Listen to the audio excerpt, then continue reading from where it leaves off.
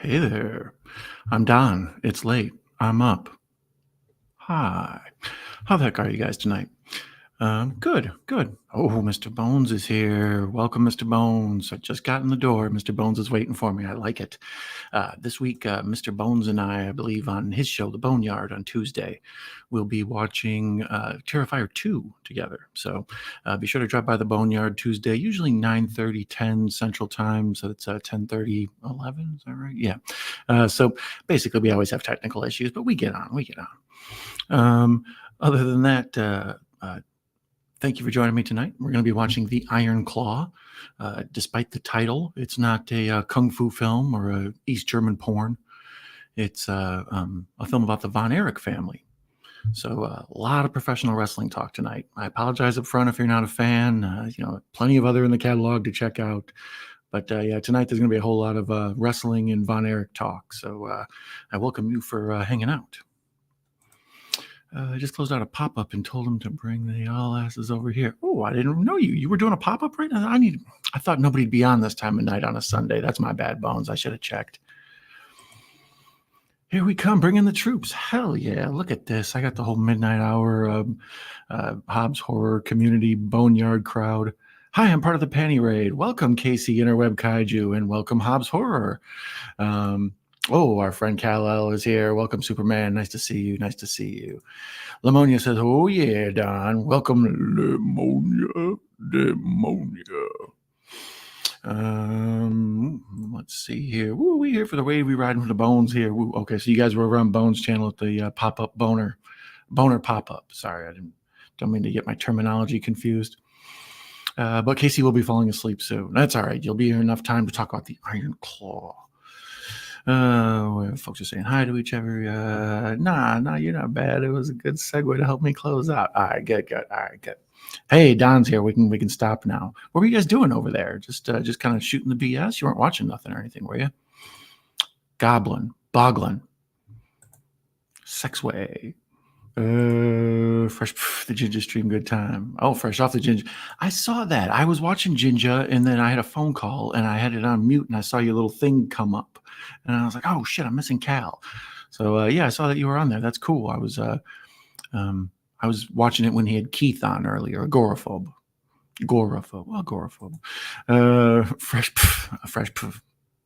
I'm going to keep reading it wrong every time. Anyway, so tonight's feature is the #1 movie currently on Max. So if you're a person who has Max, or formerly known as HBO Max, it's streaming there. This one's 2 hours and 12 minutes, so we're going to be up for a little bit. It's 12:30 my time, 1:30 Eastern. So yeah, we're looking to wrap this up 2:33-ish my time. So yeah, lots of wrestling to get to. The Von Erichs is such a sad story. Yes, it is, Russell. This movie was weird for me because I had watched it. Well, I knew the whole story. I never watched the Von Erichs. They weren't really my thing. I was from the Chicago area, so we watched the AWA, and then Vince took over, and everybody watched that. So the Texas stuff I didn't really get to that much, but I knew all them, especially on those like shows that would show clips from all over the territories and stuff. But the main reason I knew the Von Erichs is they had a documentary on WWF or WWE, whatever, makes those like propaganda films, those like 1 hour little documentaries that make you like care about Edge or whatever. And they had one called The Triumph and Tragedy of WCCW. And in like this morbid way, I watched it like 5 times. It was one of the most fascinating, like it just kept getting worse and worse and worse. And then you're like, whoa. And then it got even worse. And you're just like, this is ridiculous. So this movie feels surrealistic and bizarre because all this, I know what the real people look like. I remember the real stuff. So to see this version of it's kind of trippy and weird. Matching the background noise.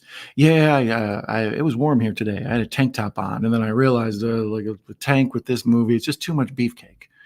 So yeah, I tidied it up. I went with the James Brown Soul Power shirt, and when in doubt, go with the classics. I love wrestling. Oh, of course, Lamonia does. She's awesome. Our community streams like shifts. Tagged for the late night shift. Yes, that's been the niche I've been trying to carve out for myself. So thanks for the tag, Bones. You the man. Like I said, be sure to check out Bones' channel. I'll be over there Tuesday. or maybe 2-day. You never can tell. I get around. Let's see here. Echo Zero. Woo! I'm watching TNA Wrestling Pay-Per-View. Oh, I've seen a bunch of those. I didn't watch TNA that much when it was out. Wrestling's one of these things I fell in love with as a kid, and then I kind of quit watching in the early 90s when Shawn Michaels, well, really the Ultimate Warrior made me quit watching. He didn't do it for me. And then when I was in college, all of a sudden it became like thongs and people hitting each other with chairs and stuff. And it was just like made, the NWO and all that, DX. So it was made for college kids then. It's almost like it adapted to me. But then once that got old and they went back to the PG model, I haven't really ever tuned back in. I listen to a lot of old school podcasts, so I keep up with it, but I never watch it. But the old school stuff, what this movie's about, it's one of my faves. So our friend Mayan is here. Welcome. Like the buff oiled up guys in Speedos rolling around with each other. Yeah, that's one of the things Echo gets to here. He's making a very valid point. I feel like the reason this movie got made is it falls into a lot of marketable categories. So it brings in the wrestling crowd, and it does a good job of showing old school wrestling, Ric Flair, and a bunch of stuff. But then it also shows it's got a lot of beefcake. Like if you're into 300 or like Magic Mike, and that's what you're into, this movie's this right there for you. But it's total Oscar bait. Like it's clearly meant to get people. It's got like a nice dramatic story. It's something your mom could watch and probably enjoy. So it's an interesting film. I just watched it last night for the first time. It's brand new on Max. So if you'd like to watch along, be sure to check out Max and see if you can find the link there. It's right on the homepage. Tank top owl. Man, it was hot here today, bro. Let's see here. May, hey, May again. Everybody, welcome, May. Nate is here. Pat Master, Don Mega, welcome, Nate. Nate's the man. And as he says, pat, pat, pat, pat, pat, pat. Thank you, Casey. You have my back on that one. Six-sided ring. Oh, yeah, the old TNA X division and all that craziness with the MMA ring. I hear that ring was extra hard to fall on. Oh, hey, gang. Hey, Pat, pat, pat, pat, pat, pat, pat, pat. Yep, right on. Nanette is here. Welcome, Nanette and Jack. Hello, everyone. Our friend Nanette has always got good things to contribute to the conversation. Oh, Nate feeling the love. I appreciate that. They're getting back to that AdTube stuff when they're on Netflix. I think it's going to go from PG. I'm kind of hoping so. I'm curious what it's going to look like on Netflix. I had, I bought the WWE Network when I was trying to get back into it. Because Kevin Owens and a bunch of people, NXT really made me get back into it back when it was just on the channel and it was hidden before it went to USA. And that's when I fell in love with all those documentaries like the Von Erich one and stuff, and watching all the old pay-per-views, all the old Royal Rumbles. I love a good Royal Rumble. But now that it's on Netflix, when it was on Peacock, I never watched it. I didn't have anything to do with it. None of the pay-per-views or nothing. But now on Netflix, I don't know. Are they going to have other stuff from the catalog or just Raw? I don't know. A little weird. Folks are saying hello. 67-year-old school fan. Yeah, I'm an old school fan too. That's part of the reason I wanted to watch this one. I would say prior to this, the biggest wrestling movie, as far as about wrestlers and stuff, is The Wrestler with Darren Aronofsky, the Mickey Rourke one. And that's more like modern wrestling where you break light tubes over each other's head and stuff and roll around in thumbtacks. This is more like old school wrestling, like psychology and not exposing the business and all that stuff. So they do a really good job in this movie with it. Folks are saying hello to one another. Lots of hellos. And yeah, right on. And, live long and prosper. Damn straight. But that's also the extra crooked version of the Iron Claw. So speaking of the Iron Claw, we should probably get this movie started and press play on it here. I've got it lined up on HBO Max. I still call it HBO Max. I'm never going to totally commit to this Max thing. I had a friend growing up named Max. So yeah, it feels weird just calling this thing Max. But I'm going to go ahead and press play in 3, 2, 1. There we go. It's doing the little thinking thing. Make sure I got the volume down. Okay, fanfare plays. Russell says the JPW wrestling have the weirdest matches. Yeah, I haven't watched any of those. Is that the New Japan or whatever, or is that something else? I've never seen this one. Yeah, it just got on Max. it's probably gonna have a lot of spoilers, but it's a biopic or biopic. I don't know. Let me know how you pronounce it in the chat or the comments. But it's it's one of those movies about somebody's life. So if you know about their life, you kind of know, what's going to happen. There's going to be a lot of spoilers tonight if you've never seen this before, but it's more just like revealing the story of this man's life. Fighting with My Family is a good movie. Oh yeah, that is. You're right, with Paige or whatever, Soraya. Yeah, I never saw it. I'd heard people really thought it was good. What's his name? Robbie, whatever. The guy who was in the Pope Must Diet. I have The Wrestler on DVD. Yeah, that one, like I say, was a big hit and it drew a lot of attention. It got a lot of mainstream appeal, awards and stuff. My understanding is they left things out. They left a bunch of stuff out, Echo. Yeah, that's one of the things I was going to talk about. It's a really well-made movie, and it really it pays honor to shit on it. It makes like the bumps look hard. It makes like falling down for a living look like it sucks. But they leave out one whole brother. Like, this whole thing's a movie about a guy who has several brothers, and over the course of his life, all his brothers die. And it's like this tragedy, and he kind of loses his mind a little bit. He thinks he has a curse, and he's afraid of his family because he doesn't want to pass it on to them. So it tells the story of this family, and just how tragic it is, and then how this one main character grows from it. So it starts off in the black and white era with Fritz Von Erich. He's the dad. So he's played by, what's his name, Holt McCallany, or however you pronounce that guy's name. I never can pronounce it. Let me look at it. Holt McCallany, yeah. So he plays Fritz Von Erich, and he's great. He's one of the standout performances in this, I think. He kills it. But the movie starts off, and it just explains they have a tragedy, and then in their family, and they feel cursed. But then later on, they kind of mention that there was a kid before all this movie starts that died. And that was one of the things I thought they were going to talk about. They lost a toddler when they lived in a trailer home. The toddler grabbed like an electrical wire, and it zapped him and knocked him out, and he fell face first in like a puddle, and I think he drowned and died that way. So they were already down a kid before this movie even starts. And then there's 5 brothers or whatever, but the movie only shows 4 of them. They leave the youngest one, Chris, out, and he committed suicide too. So there's like so much that this movie just didn't have time to show, and it's still 2 hours and 12 minutes. So yeah, and there's not even to mention like the Gino Hernandez stuff. He died under real mysterious circumstances. And like I said, that documentary I watched on WWF like 15 times or whatever, the WWE Network, that one just like captivated me because there was so much interesting gossip around these people. Not watching the film. Yeah, you might not, like I said, you can probably watch along and listen just fine and not really have it ruined for you, especially if you know about the Von Erichs. Heard they left one of the sons out and changed a few details or something. Yeah. And some of the portrayals in this are kind of crazy. Like the Ric Flair is terrible, almost like comically so. And Bruiser Brody is noticeably wrong.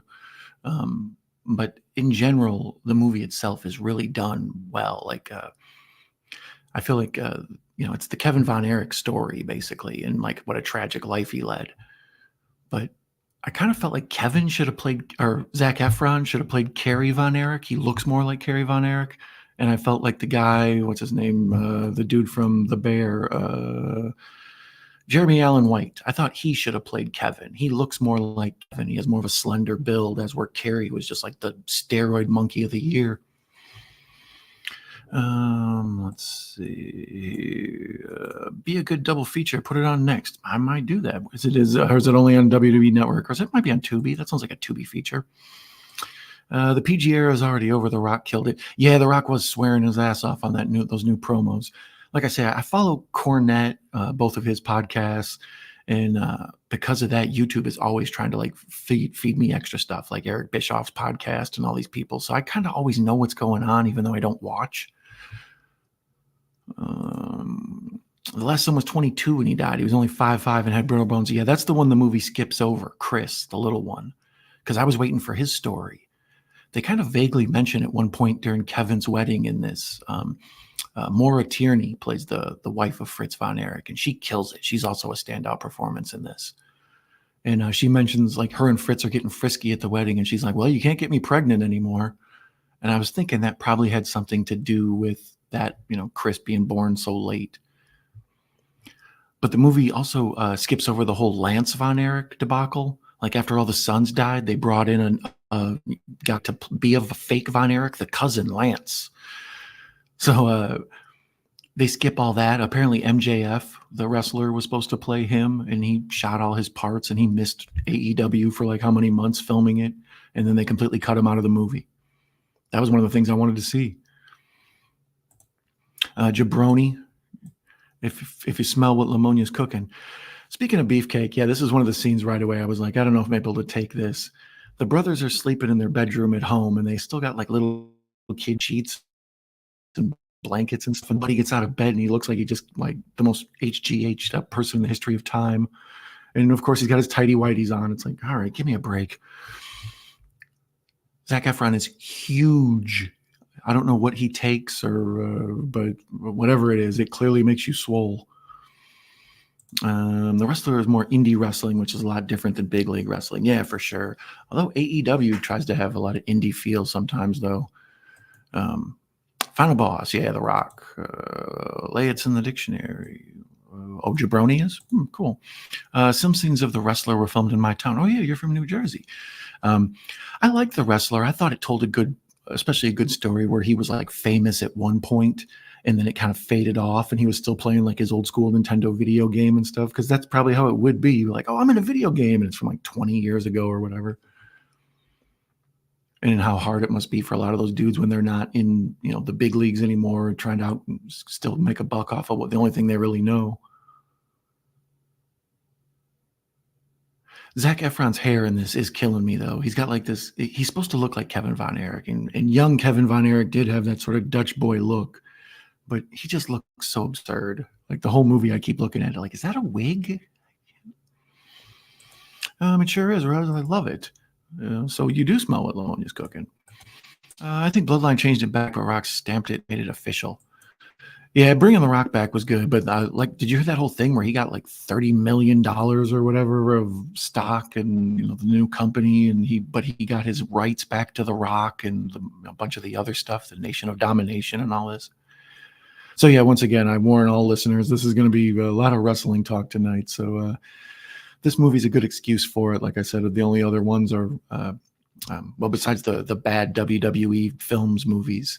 The one Cal mentioned, The Wrestling with My Family and The Wrestler. So a good movie about wrestling isn't a common thing. When I was a kid, Roddy Piper was in a movie called Body Slam. Hulk Hogan was in No Holds Barred. It was absolutely terrible. It's like comically bad. It's Mystery Science Theater level bad. There was an old school movie, I think, called The Wrestler from the 70s, and it was Fritz Von Erich in that, maybe? I don't know. I think Dusty Rhodes maybe was, but there was an old one. And there was one with the Sheik where they told his story, the Detroit wrestling guy.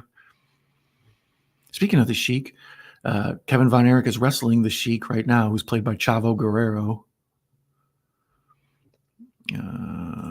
Let's see. Russell is a weird one. They had put back a loser, the winner about 45.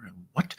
Russell FMW had some weird ones. They had one where the loser had to let the winner put firecrackers in his butt. Is that what was that dude's name? The porno guy from Indy, Joey Ryan. That was his name. Echo. They're working on a Hulk Hogan movie. Yeah, they were supposedly working on a Hulk Hogan movie and a Vince movie. The script for the Vince movie leaked, and it was like people were cracking on it. They were reading the first couple pages online of like how Hulk Hogan and Vince working together and like lifting out, or like working out together and like lifting, and how like Linda McMahon equated that Hulk Hogan was the type of man you'd like to do sexy butt stuff with, and like the script was insane. But yeah, that's floating around somewhere. I'm sure you can probably dig it up. But the Hogan one, if Hogan has anything to do with it, there's no telling. He'll probably say he invented cold fusion and cured cancer and traveled around the world twice and wrestled 5 times in one day. Mick Foley and Terry Funk had the wildest matches. Yeah, the whole barbed wire exploding matches and all that. That's I think where Foley lost his ear wrestling Terry Funk in Germany or something. There was one that drained when they were little. Drowned. Yeah. That's the one I was talking about. And the movie kind of mentions him, like later on when Kevin meets his wife, he explains to her some of the tragedy of his family and how his older brother died before he even knew him or met him. And then the movie at the end kind of ties that story up in a loving way. But in that loving way, it's sort of messed up because they leave out Chris. They act like he never existed. CZW back in the day had the wildest matches, even when Funk and Foley had. Yeah, I never watched a bunch of that. I mean, I've seen the clips of like Moxley and all that. This guy in TNA is bleeding like a pig. Yeah, a lot of that TNA stuff, I see the old footage of, but you know, all the highlights of like Jay Lethal impersonating Ric Flair and like, you know, Samoa Joe and all these people. So like Moxley, yeah, there you go. CW was great also. Yes, most of that I've never seen. Nan, are you a wrestling fan? That's an interesting question. Okay, so we are at the, let me give you all timestamp. We're at the 11:11 mark, and we've already seen every one of the sons, the grown sons, in their tighty-whitey underwears, and now we just saw David masturbating in the shower. So yeah, it's like I said, at a certain point, once or twice, I was like, I might need to turn this off. Zac Efron is bigger than Lou Ferrigno right there. Holy sh! He's like coming to talk to his mom, and it's funny. He's like explaining, I want to talk to you about some things. And she's like, well, that's what your brothers are for. So it shows like his whole family dynamic is based on leaning on his brother, not his mother or his father. Somewhat Leia's cooking in Hell's Kitchen. Lay's Lair.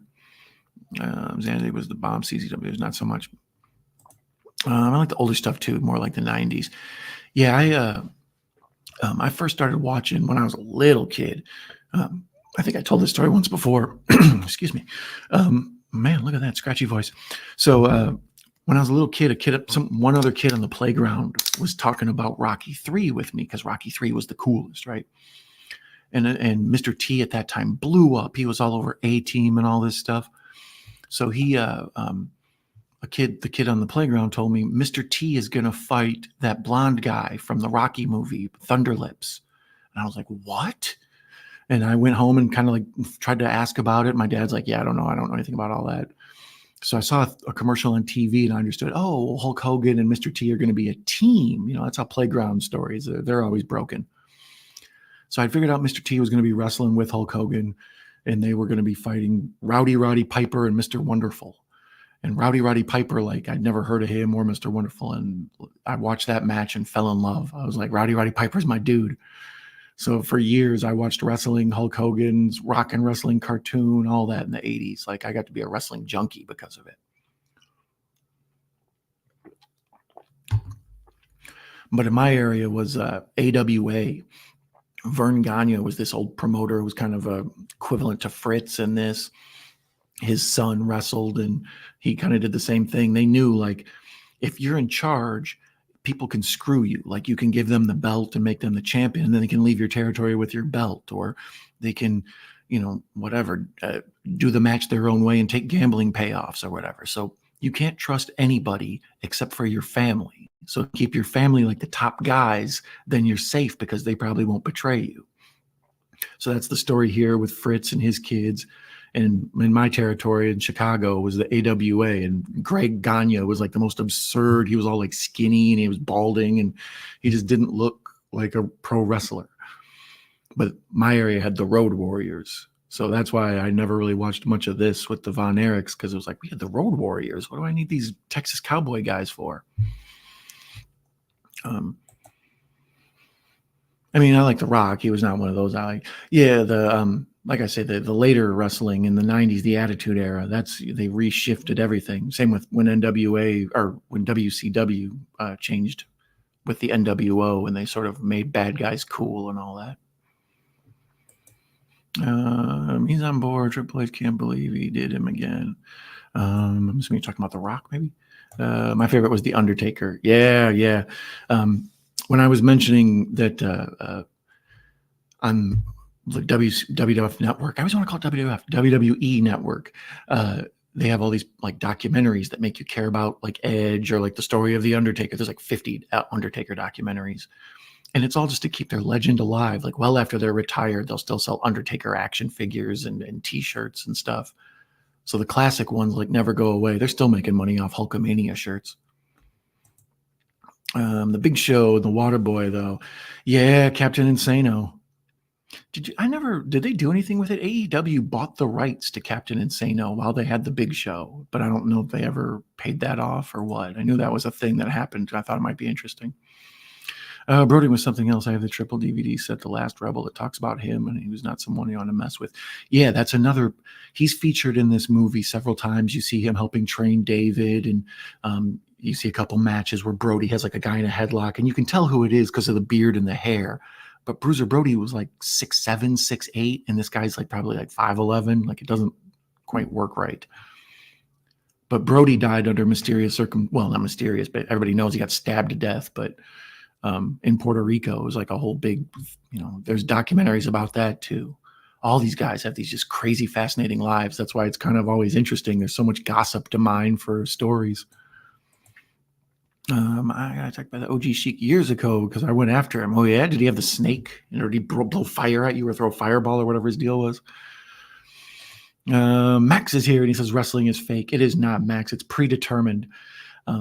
This movie does a nice job of that. With I wondered, it's tough to handle where the old time wrestlers don't like the word fake. Like they think it's almost like a swear word to them. So they like predetermined, or even in this, they never say like, you're going to have this match and you're going to lose this way. Like they go out of their way to say, you're going to fight so-and-so and look really strong, and maybe next time you'll get a rematch. But they don't get into like the details. They do a good job of respecting the old school kayfabe.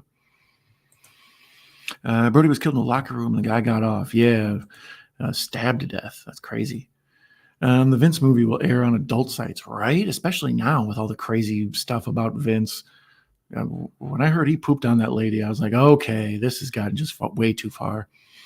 Lacey Von Erich is Kerry's daughter and Give Wrestling a Try. She was nice on the eyes in terms of the mic and the ring. She was beyond bad. Yeah, I've seen her floating around. Yeah, she was very nice on the eyes. Kerry was, I don't know. He looked almost like a Greek god, except he had a horse head. Like he looked like he was on horse steroids to me always. But I could see how his daughter would turn out pretty. Kerry probably landed some super hot model or whatever. The movie in this deals with how Kerry like parties all the time. So he frequently changes girlfriends in this. He'll be like, oh, hey, this is Amber. And then like, that's all we meet of Amber. Milos is here to match with Vader, I think. Oh, is that who it was? Okay. I know these two, he got caught in the ropes or whatever, like the twisty thing. And then when he pulled himself out, it pulled his ear off because the ropes were too tight or whatever. That sounds insane. So here's one of the Bruiser Brody, the aforementioned. They do a good job of showing, they make the Sportatorium, which is this like old barn basically or whatever. It's like a huge metal building in Texas where the Von Erichs used to own the arena, so people would come to wrestling. So instead of them traveling around so much, they basically had a home base of operation they would come to. And most stories about the Sportatorium is that it was awful. Like there were literally rats climbing on the pipes above people and stuff. But they make it look nice here. They do like the classic old school wrestling. Like when I started watching it, it looked like boxing. They would turn the house lights down and there would be a spotlight on the ring. So the ring was very important. And then Vince later on wanted to show how big his crowds were. So they turned the lights on in the crowd so you could start seeing people. And it kind of changed the effect of it. Like here, it's black outside and you can just see the dudes in the ring, which also helps to hide the amount of people, the extras in the crowd, right? Here's the first appearance of what's her name? Lily. Why am I not seeing it? Lily James. She plays Kevin's wife. She's another standout performance in this. She's really good. She kind of steals the scene, like the whole movie. She sweeps Kevin off his feet by being so like charming and cute. Let me see. I've watched wrestling my life, and Grandpa loved wrestling. He even went to the auditorium with the wrestling matches back in the 80s with him and yeah, but that's a lot. In the 50s and the 60s, it was super popular. And then I think in the 70s, it kind of started to fade out. And then Vince McMahon stuff in the 80s, well, Mr. T stuff, pretty much, the rock and wrestling and all that, that blew it through the roof. And Saturday Night's Main Event and all that, it was huge. But then by the 90s, it was all like people in their professions. You know, it's like, oh, the plumber versus the hockey player or whatever. MSJ, he did. Yeah, Russell and Dutch Mantel said he didn't get the court order to appear at the trailer to testify until after the trial was over. Oh, the stuff with the Bruiser Brody. Yeah, that whole thing, because it was Mexico or Puerto Rico and all that. Like, it was really hard for the court case, and like, you know, the U.S. doesn't really have as much control over there as you would think. Female like ex-porn stars. Kinda. What's his name? Johnny Ace, the old dude that used to do casting or whatever, the hires, new acquisitions for WWF or WWE. He used to straight up go through lingerie catalogs and just pick out the hottest chicks. I think maybe that's where one of the Bellas or the Bellas came from. Maybe, I don't know. But they used to specifically find hot chicks like I think Barbie Blank or whatever, Kelly, that was her name. I think that's like, she came from some audition, but she was pre-known for being like a nude model and stuff. Like, yeah, definitely do, Russell. Echo so sad. Playground stories sound like social media stories. Yeah, right. It's like way wrong. It's like the little bits of important pieces, but it's all out of the wrong order. Like, it's like in Johnny Dangerously when they keep passing it down the grapevine through the mess hall in the prison, and then it finally gets to Johnny Dangerously, and it's like, Tuesday there's a baseball game at for your friend Friday's house, and he's like, oh no, my mother's gonna get killed. He's like, that's not what I said. He's like, I know this grapevine, I've heard it before. Foley lost his ear wrestling Vader. Okay, so it was Vader. Yeah, it was in Germany, right? Rhodes' last name is Runnels. Cody starred as Cody Runnels. Yeah, I always liked Dusty. I don't think this movie has Dusty in it. I remember Flair. The Flair is almost comical. It's got I'm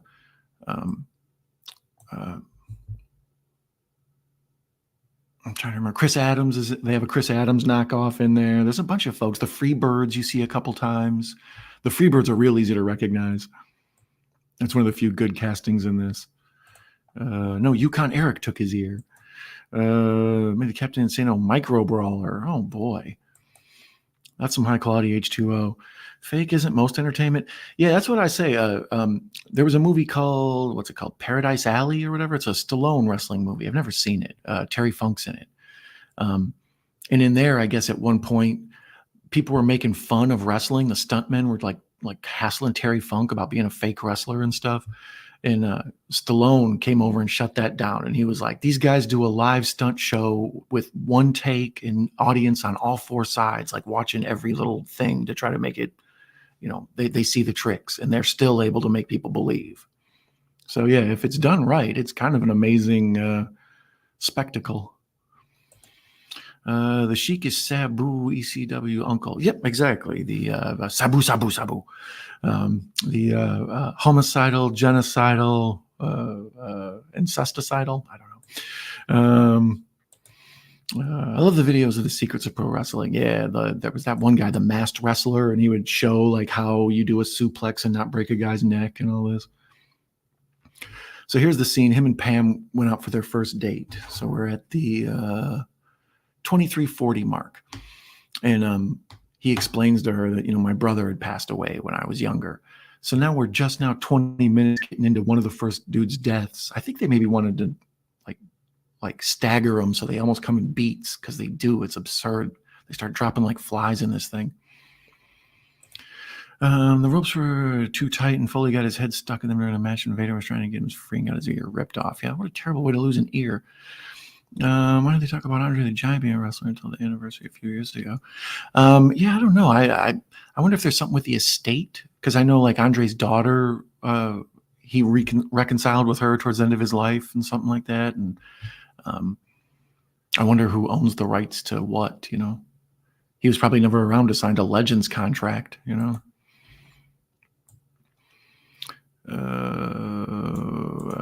The thing with Foley's ear happened at a WCW tour in Germany. I wonder if it's the same tour where Sid stabbed Arn Anderson. I don't know. That's a wild story too. Like, that's the crazy thing about. That's why I listen to the podcasts instead of watching wrestling. It's like I enjoy a good told story and angle, you know, but I actually kind of enjoy the gossip more, like those old shoot interviews that are on YouTube and stuff, where like they're all fascinating to me. You know who's a real prick? Lily James is underrated. First time I think I've seen her in anything. Let's see here. Let's do a Lily James deep dive real quick. She plays Pam in this. Lily James has 35 acting credits with 4 coming up.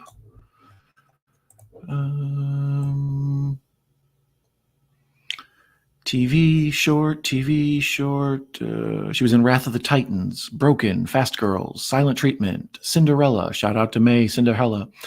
Burnt, Downtown Abbey, Pride and Prejudice, and Zombies. Oh, I saw a little bit of that, but not enough to remember her. War and Peace, The Exception, Tale of Thomas Burberry, Baby Driver. Okay, there you go. That's where I know her from. She's awesome in Baby Driver. Yeah, she kind of stole my heart in that one. She's pretty adorable. Darkest Heart, Sorry to Bother You, Little Woods, Mamma Mia, Here We Go. And good second title on that one.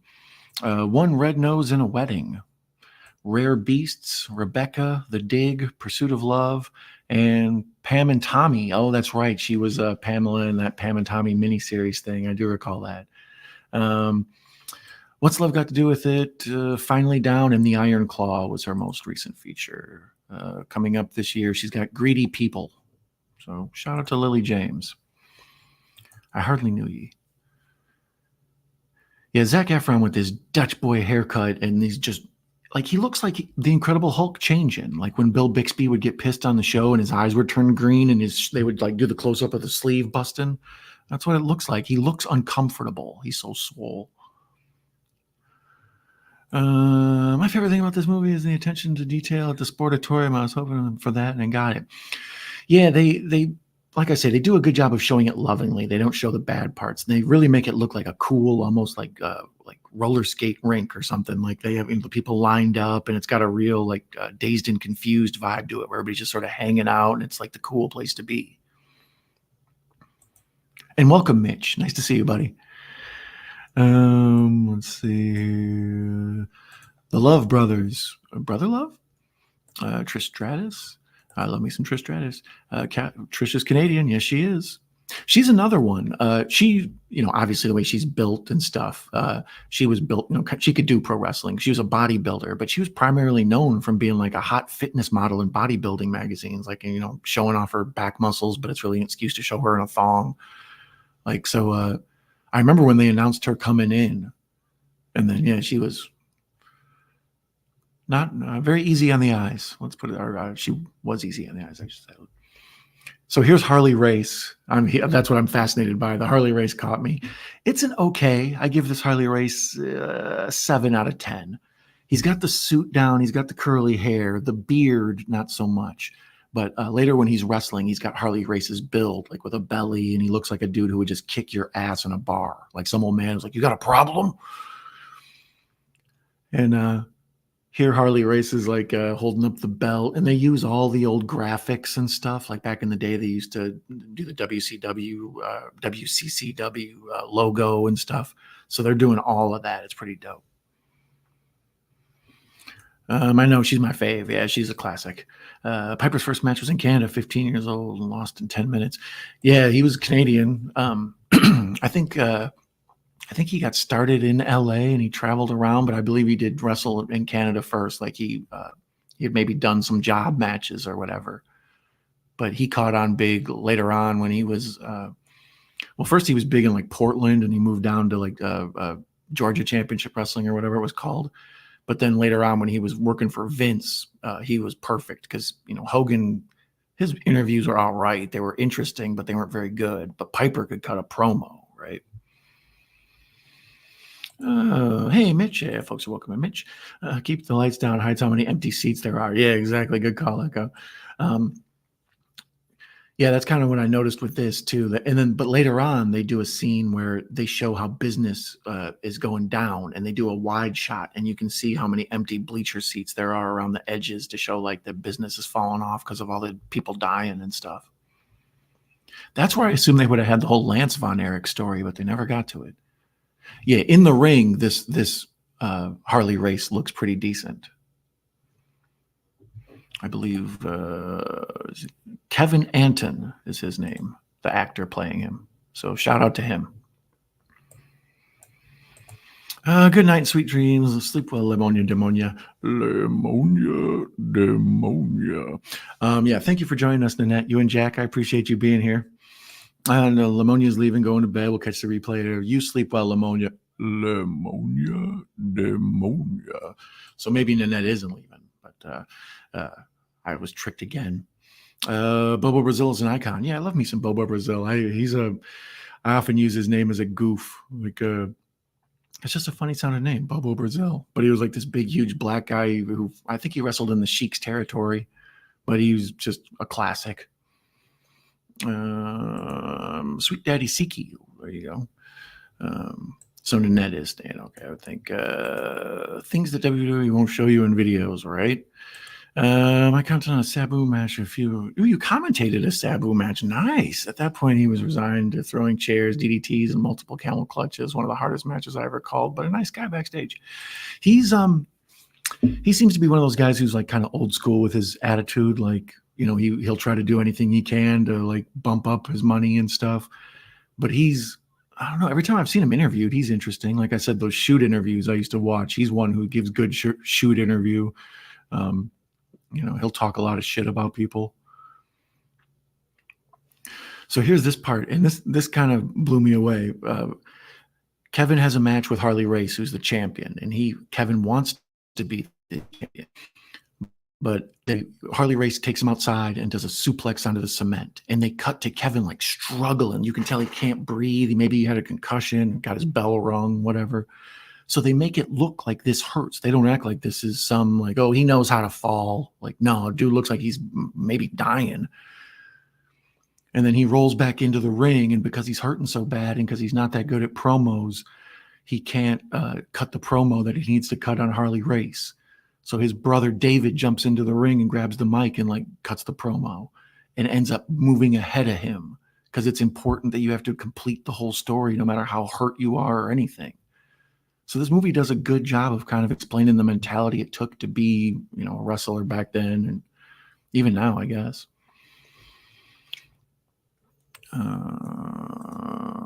They were a Canadian tag team. The Love Brothers? I never heard of them.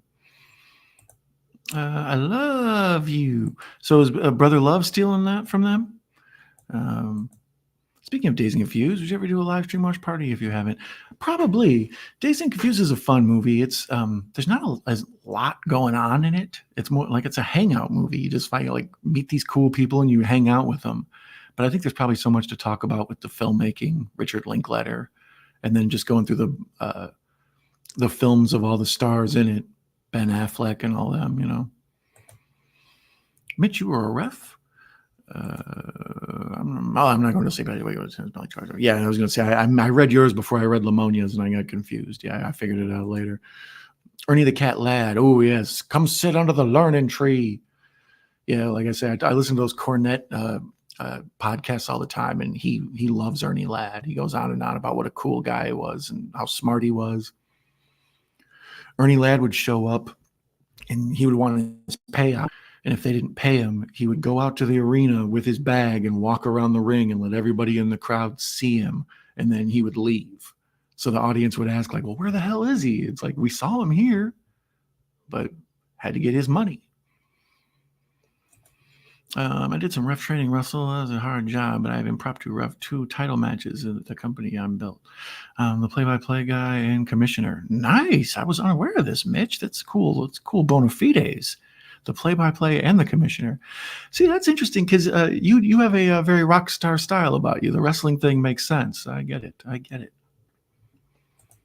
If you're not familiar with our friend Mitch, he's always got cool stuff on his channel. I've checked out a few videos over the last couple of days, and he's got cool intro. Like I said, he's very rock and roll. I love that movie, Dazed and Confused. Yeah, I've seen it a handful of times. Like I say, it's a cool hangout movie. You feel like those people are your friends or something. Abdullah the Butcher gave Hannibal Hep C. Yeah, that's what they say. I mean, I don't know, but yeah, that's the story that he got into the match with Abdullah the Butcher, who used to wrestle in this wrestling, and Abdullah the Butcher was primarily known for getting cut up forehead, and he knowingly had Hep C and was bleeding all over on people and stuff. So.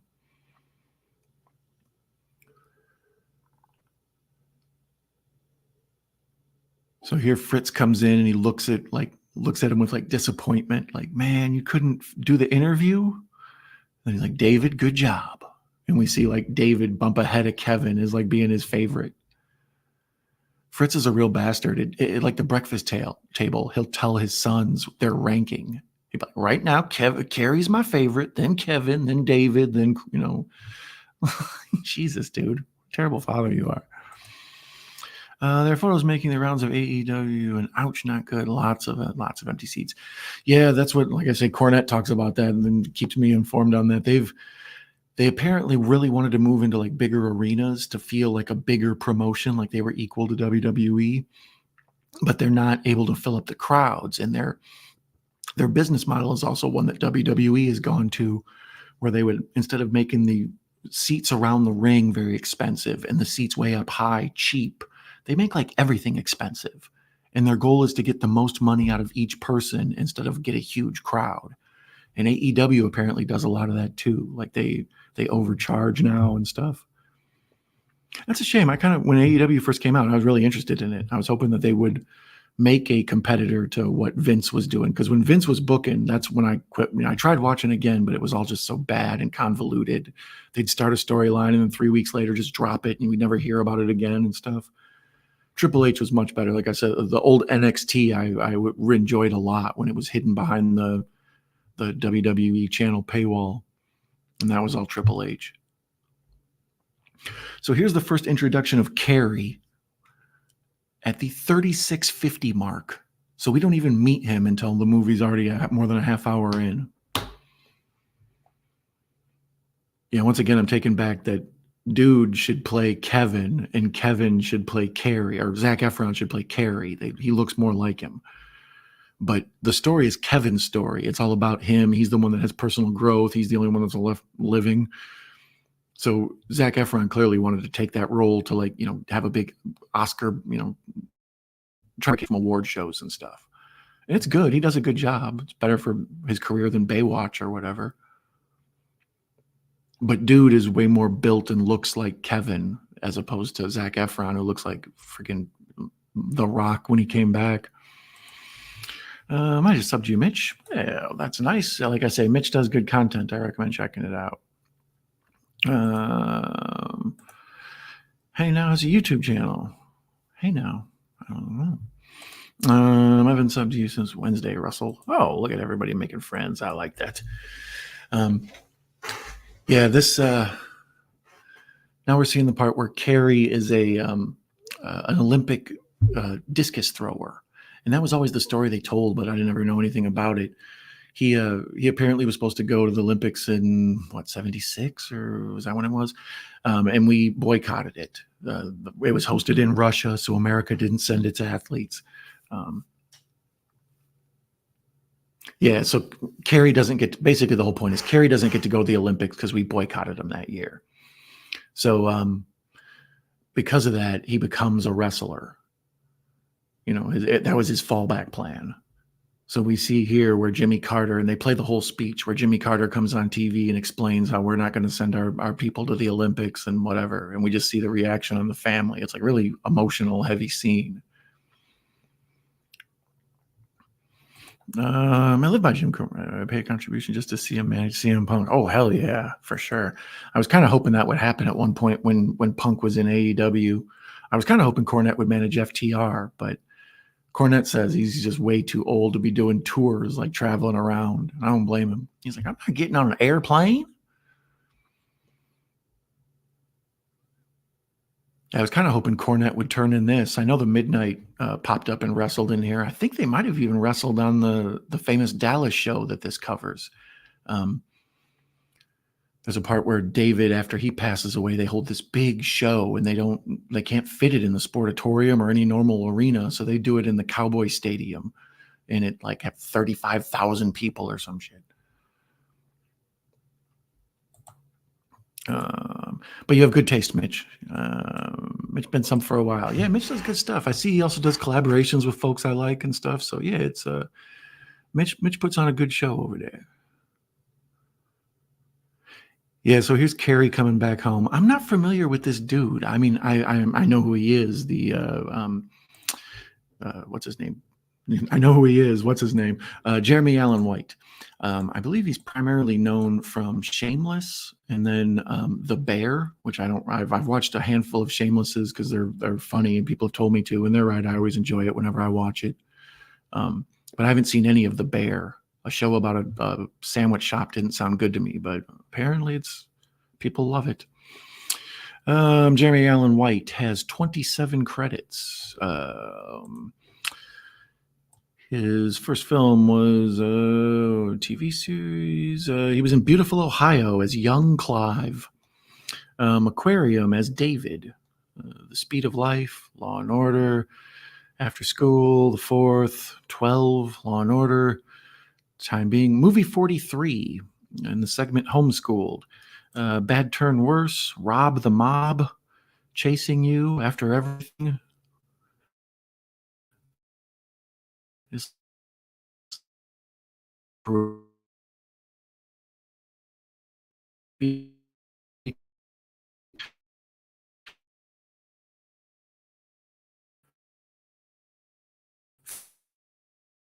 Fingernails, another Iron Oh boy.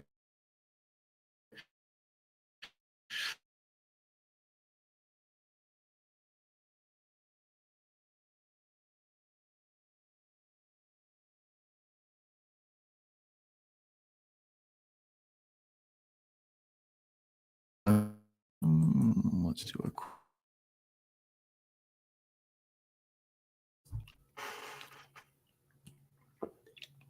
there, back. Sorry about that. My Wi-Fi has been sketchy. When I was setting up the stream, I saw the little bars go up and down, so I was like, all right, we'll give her a go. But between StreamYard and local telecarriers, some things are just out of my control. But thank you for hanging out and watching still. Let's see here. Killer Kowalski took Yukon Eric's year with a knee drop. That's where I got mixed up with Foley. Okay, there you go. Killer, what is that? That part of the Lord of the Rings? Hey, have you seen videos or Dark Side of the Ring? Oh, I've seen. I saw Dark Side of the Ring, most of them, especially season 1. I think I saw all of them, and then season 2, I think, was maybe the one that had the plane ride from hell and all that on there. They're very good. They're dramatic. Some of the shots of the sportatorium in this feel like the Dark Side of the Ring, where they're shot very low and kind of smoky, and you get that feeling, that old-timey feeling of like a smoke-filled arena. But yeah, I like Dark Side of the Ring. They're very good. And they made a bunch of other Dark Sides after that. They made like Dark Side of Comedy and Dark Side of the NFL and stuff. So clearly that show's a hit. Yeah, Killer Kowalski took you guys. Killer Kowalski is the guy that trained Triple H. Well, I know what that is. It's an old movie, and they made about one of the wrestlers. I can't remember who's been. It's so long since I watched that movie. Dark Side is fantastic. Wrestling has some of the most outrageous stories behind the scenes. Maybe we should do a collab on wrestling. Jeremy Heights looks like Gene Wilder. Yeah. Well, I never really even heard of Jeremy Allen White. When I saw he was going to be in this, I was like, I don't know who that is. And that's when I found out he was on The Bear. But he apparently did an underwear shoot. I don't know if it was for like GQ or what, but it's just like him in some tidy whitey drawers like he is in this movie. And women were going nuts over it. Like I know on like Instagram, people were like reposting it and stuff. Like, so even though he looks like Gene Wilder on like Aquaman's body or something. I'm still here with Super Sleepy. Oh, thank you, May. I appreciate you hanging out. Yeah, it's this one's an acquired taste. I like to do something new every now and then. And this one's so well like reviewed that I thought, well, this is a good one to talk about, and I can get my wrestling fix in. But thank you for staying awake for me. I appreciate it. As I said, this movie is very highly thought of. It is a 7.7 out of 10 on IMDb. It is an 89% by the critics and a 94% by the audience on Rotten Tomatoes. So right there, that shows you, that's one of the fresher movies I've ever seen. It had a $45 million budget. I'm sorry, it had a $15.9 million budget, so 16 mil, and it made 45.2 at the theater. It made more than double its money, so it made its money back. Almost triple. And on Google, it is rated 4.4 out of 5 stars. But once again, Google, nobody rates movies on Google. This has 1,057 world of 1,000 people have taken the time to rate Michael Von Erich. He's into uh, uh, he's gonna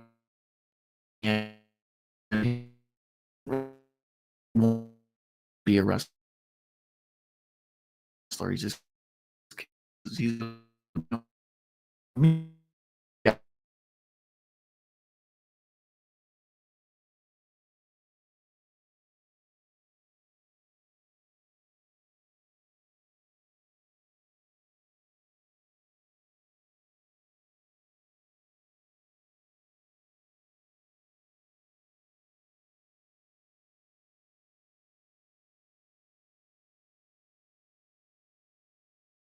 Freezing out again.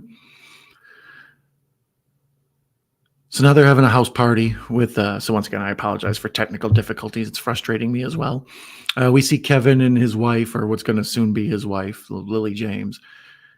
They're having this big, house party, and dude's doing a garage band performance. And we just sort of see that she's fallen into the family and being part of them. It's like I said, she kind of steals the movie.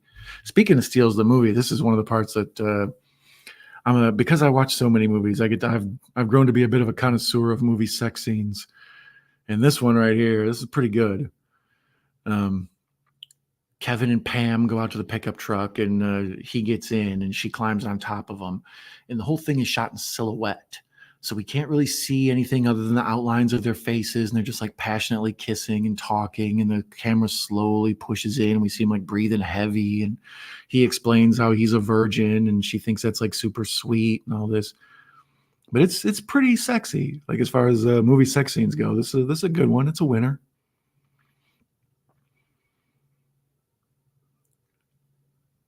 Yeah, that's funny, like how they're just doing this. It's shot like all silhouettes, so we only see the profiles in dark, and you can kind of see the blurred out bokeh of the house behind them. And I don't know, it kind of reminds me of The Sure Thing, when Lloyd Dobler's getting it on with Ione Skye, whatever the hell her name is. Hard to concentrate with this going on. Yeah, it's no nudity, no nothing. That's why I up front I mentioned this is a movie I think you could probably recommend to, like, some older people in your life. It's a good family story, even though this part's pretty hot. But other than these dudes walking around in their tidy whities, it's family centered.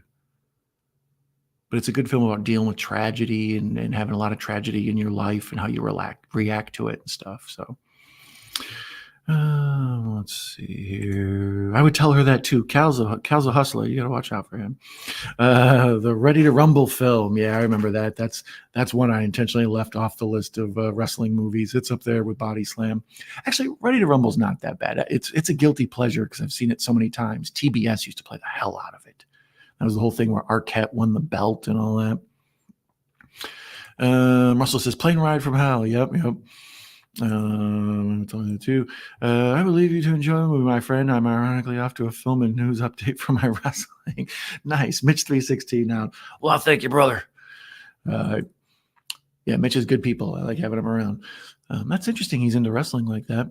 He's got his own federation. The guy's making moves. He's a promoter. Speaking of promoters, here's Fritz.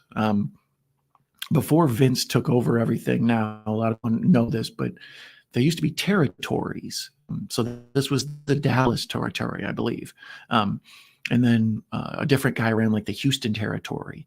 And then there was a territory in, LA. And then there was a territory in Portland. And there was one in Missouri. And there was one in Georgia. And there's Tennessee was Jerry Lawler's territory. Mine was Chicago, Vern Gagne. Indiana was Dick the Bruiser's territory, I think. But Vince McMahon out of New York, well, his father ran the New York territory. And when Vince bought the company, he started doing all these predatory business practices and all these other things to like acquire all the other companies and get a monopoly. And by this time, their company was, when Vince went to go buy them, they were virtually nothing. A lot of them just went out of business trying to fight Vince, but you couldn't. Vince would these companies like this, they would get a TV deal and they would be getting paid, or they would like get split commercial time or whatever. And Vince would come in and buy that time, like the same way you would buy infomercial time. He would just go buy their time, and they weren't allowed to be on TV anymore. Or he would work out deals where it's like, oh, my show will be free to you, but I can advertise, all my commercials on there and get my wrestling when I'm in town and stuff. So he would just undercut them. And then once he put everybody out of business, then he raised his rates and started like charging people heavy duty. Let's see here. Have a good night, Mitch. I got to go to bed. Much love, everyone. Thank you for joining me, man. I appreciate it. We'll be back to some usual weird horror and craziness within the next couple shows, but I wanted to do a more mainstream one and kind of talk about wrestling. Good night. Good night, man. Dick the Bruiser? What the fuck? Yeah, Dick the Bruiser, the Milwaukee territory, him and the Crusher, the Bruiser and the Crusher. I went to they built a statue of the Crusher in South Milwaukee. And I went to a commemoration of the statue, and I met Jumpin' Jim Brunzell and Baron von Raschke and Ken Patera, and they gave like a live Q&A, and they did the whole shoot interview thing. Ken Patera talked for like 20 minutes about how he hates Vince McMahon with a passion. Here in the movie, we see the Freebirds. They're kind of awesome. There's very few casting in this that I really enjoyed, but the Freebirds were dope.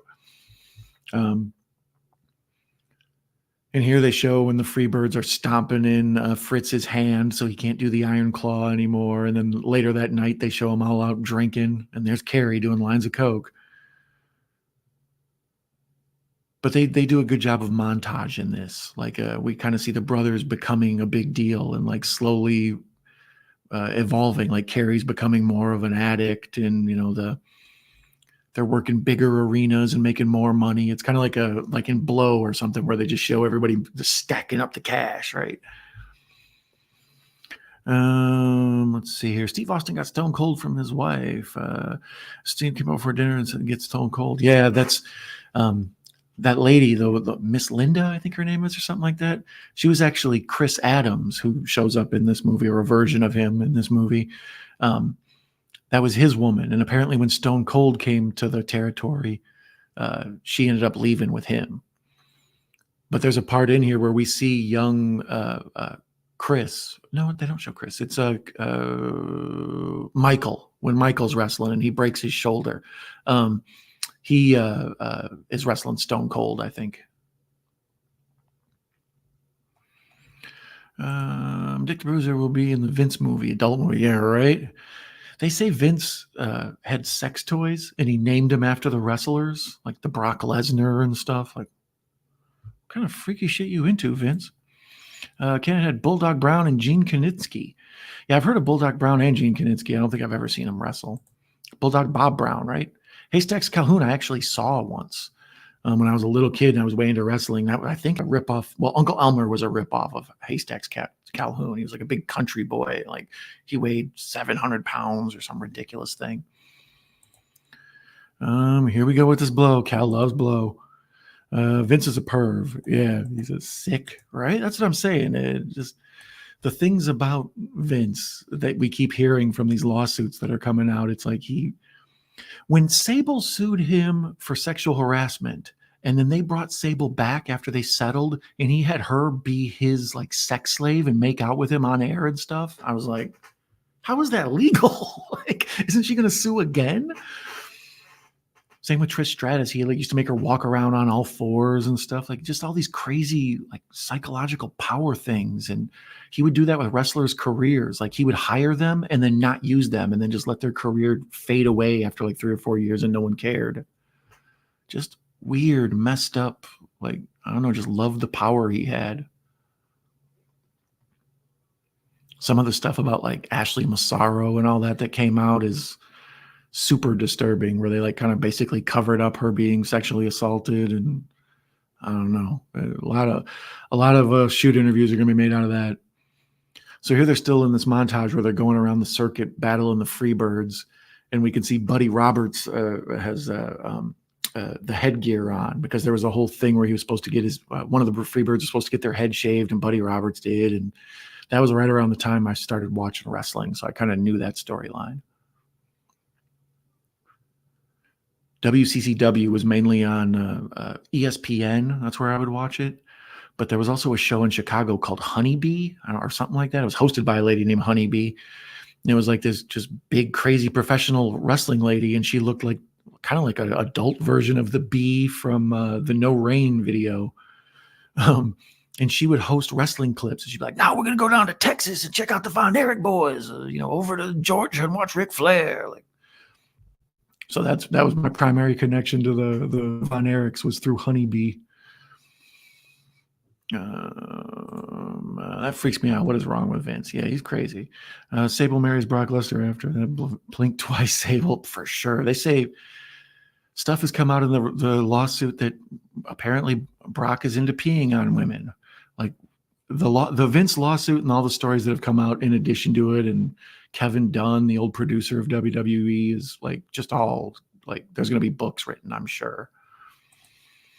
The McGuire brothers were huge and rode mini bikes. Oh, I do remember them. They looked almost just like Haystacks Calhoun. How do you remember their name? Good job. Vince had a baby with Stephanie storyline. Dude is crazy. The whole thing, just all of it, where he was like making out with Dawn Marie and her dad was there. That was when I was when I kind of phased out. Like, Vince has lost his mind. Giant Haystacks was huge. Damn straight. Where can I find out about them? Oh, there's all sorts of like stuff on YouTube. I'm sure there's folks who just do entire 2-hour talks about what a lunatic Vince is. But I bet if you Google, especially Vince, and I think her name is Janelle Grant or something like that, that's who's suing him. He apparently, Vince's move, and he did this a bunch when he was acquiring territories, he'll get into a business agreement with you, and then once it's settled and taken care of, he'll quit paying, or he'll find some excuse to quit paying or whatever. It sounds like other people we know. But that's what he did apparently with the Owen Hart, or what do you call it? The Hart family, Stu Hart. I was drawing a blank on his damn name.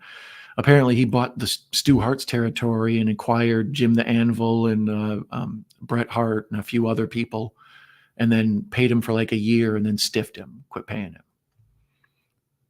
He always has some excuse of like why it's okay, but he knows he'll win in court.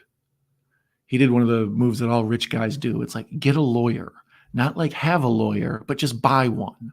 Like, okay, you would make $500,000 a year being a lawyer? Fine, you're my lawyer. Here's 500 grand. Go fight all my lawsuits, make everybody bankrupt. It's like, having a monster on a leash. Let's see here. Hello, ladies. Val Venus is from our hometown. Val Venus was when I started watching again when I was in college age. He was one of the ones that was like the indicator things had changed. When I quit watching, everybody was a plumber or whatever. And not a ton of a plumber, but like an actual plumber. T.L. Hopper and Duke the Dumpster Grossi and stuff is stupid. So when I started watching again, I saw Val Venus when like the hello ladies, and he like popped his head out of the bush wearing a German soldier helmet. I was like, yeah, that was when I kind of knew, well, this has grown up a little bit now, huh? Well, I don't know about Vince. That's not a story I ever heard. I know we'll get in contact with people and pay the whole money today but didn't know about all that sex stuff. Yeah, the sex stuff especially. There's a whole thing where supposedly one of the divas would have to always come to the plane, and then the head executives would kind of like block the door and make sure nobody went in there. And I've never found out which diva that was that Vince was supposedly having an affair with. Around that time, you can kind of look at the roster and try to guess, but yeah, just Vince abusing his power. I used to watch Stampede Wrestling from Calgary. Yeah, that's the stuff I was talking about with the Hart family. There's a whole bunch of interesting documentaries about them too. Their whole family and how they grew up, and just basically like a circus family, like these people.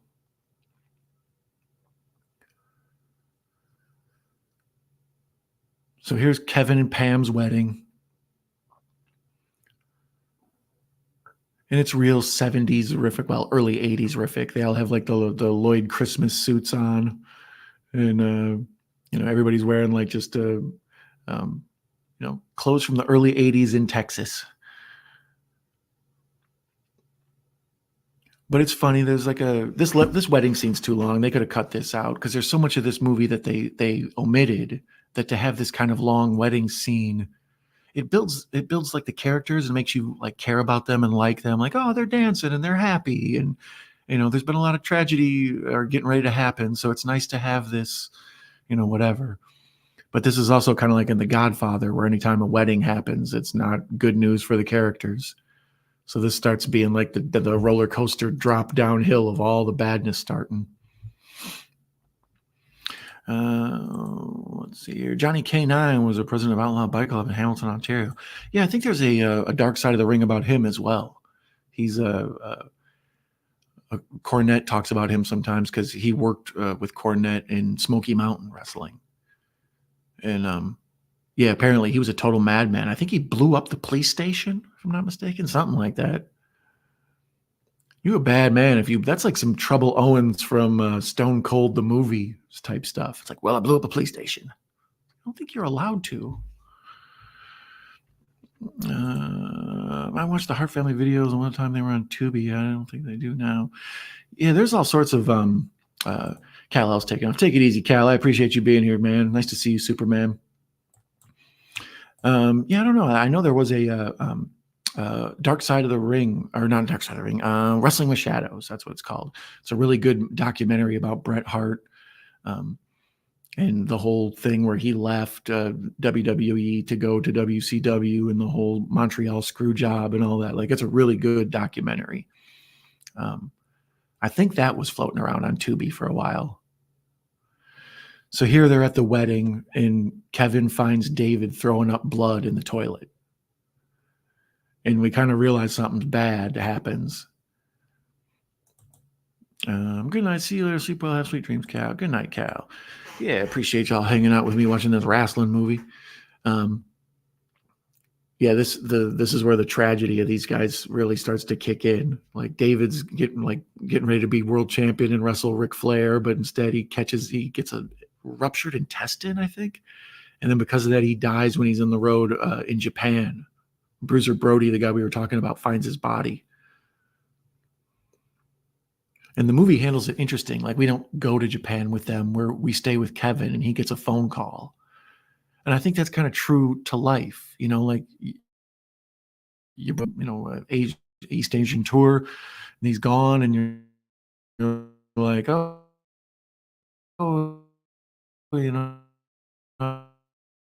I missed a phone call.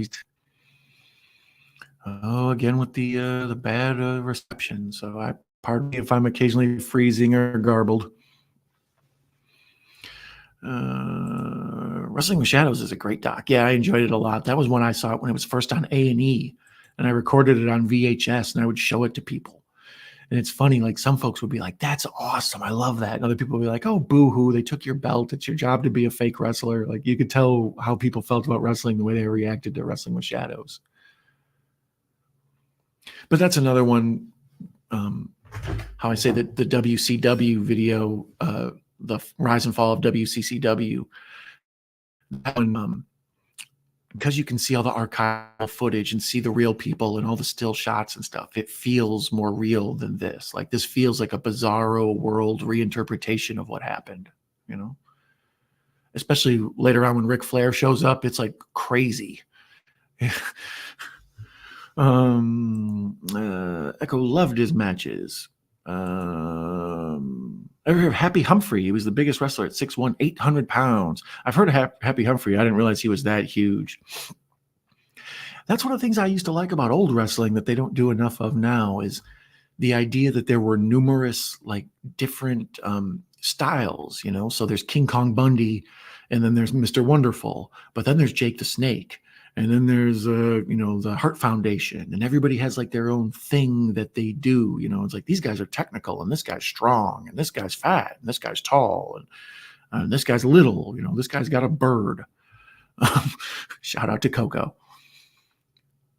But Yeah, I don't know. Nowadays, they pretty much just want everybody to kind of be the same cookie cutter template. There's a few exceptions here and there, like Kevin Owens, and he's one of my favorites. He's so good. He can overcome not looking like a traditional bodybuilder. Wrestling with Shadows is great. Yeah, I really enjoyed it. Echo loved his matches. Happy Humphrey. He wanted to lose 530 pounds, dropping to 230 and retiring, but he put most of it back on and dying later years. Yeah, that frequently happens when folks lose weight, because you get to a point where you lose a bunch and then you're just comfortable eating normal again, and it kind of comes back, creeps up on you. When I was in high school, I had gotten really heavy. I had started my growth spurt and I was hungry all the time. So I had gotten to be about 6'4", 315 or so. That's pretty big. I looked very offensive linemanish. But then as I started to get more of a growth spurt and grow even taller, I went on like a real heavy low carb diet, a low fat, low carb diet. And I dropped 115 pounds and got down around 200. And I look better around 220. But yeah, dropping that 115, that was what I was known as for a while. It's like, oh, that guy who used to be fat and lost all that weight. It's like, yeah, I also grew 3 inches and played basketball every single day and lifted weights and a bunch of other stuff. So yeah, I know how easy it is to just one day be like, oh, that's fine. I can go back to eating McDonald's every day. It's like, no, you can't. That's so boring. Why does everybody have to be the same? Yeah, exactly. That's what I mean. I enjoyed the masked wrestler, here's a luchador, or here's this guy, he's German or whatever. It was kind of cool to have the big variety of everybody. Wrestling today is soapish. Yeah, it is. That's where their money was. They often keep doing what they know. And the Attitude Era was so huge, that they just keep trying to recreate that soap opera. But if they do it right, it's awesome. They'll really make you believe that girl who was with that guy and is now with that other guy, when she leaves both of them and shows up with a new swole tag team, it's like, oh, that bitch. It's just they tell kind of basic stories, but they touch the human heart if they do them right. So here they're at David's funeral, and everybody's just like traumatized. And Fritz comes to them at David's funeral and asks, all right, David was going to be world heavyweight champion. Which one of you is going to step up and battle Ric Flair and be champion? They don't ever mention it being fake or predetermined or whatever. They make it sound like he's really going to have to go wrestle Ric Flair to win the belt. And then both David and Kerry and Kevin both volunteer. And Fritz flips a coin, and it turns out to be Kerry. And Kerry ends up winning the championship from Ric Flair. But as I mentioned, Kerry didn't even show up in the movie until like 30-something minutes in, which is how Kevin feels. He's like, where's this guy been? I've been here the whole movie, and he just shows up and gets my spot? What the hell?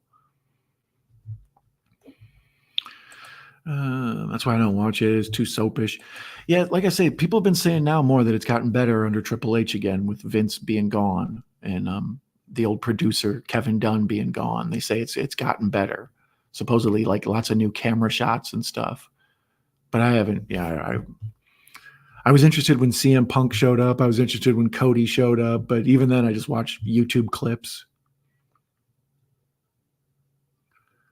So here's Kevin going to the funeral, and you see how many people they are. They do this crazy overhead shot. It's got to be CGI, but it looks like, thousands of people lining the streets. And that's supposedly what happened.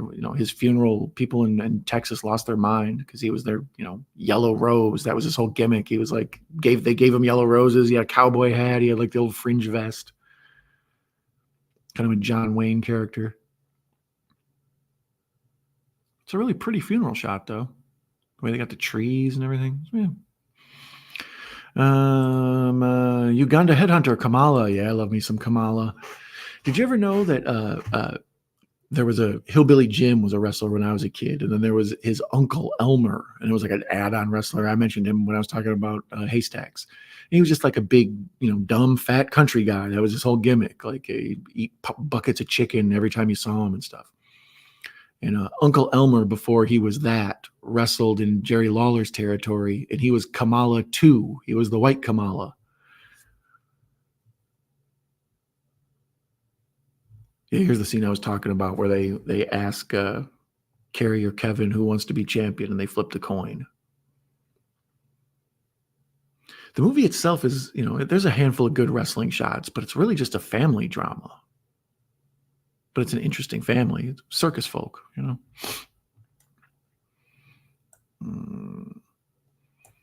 What's his name?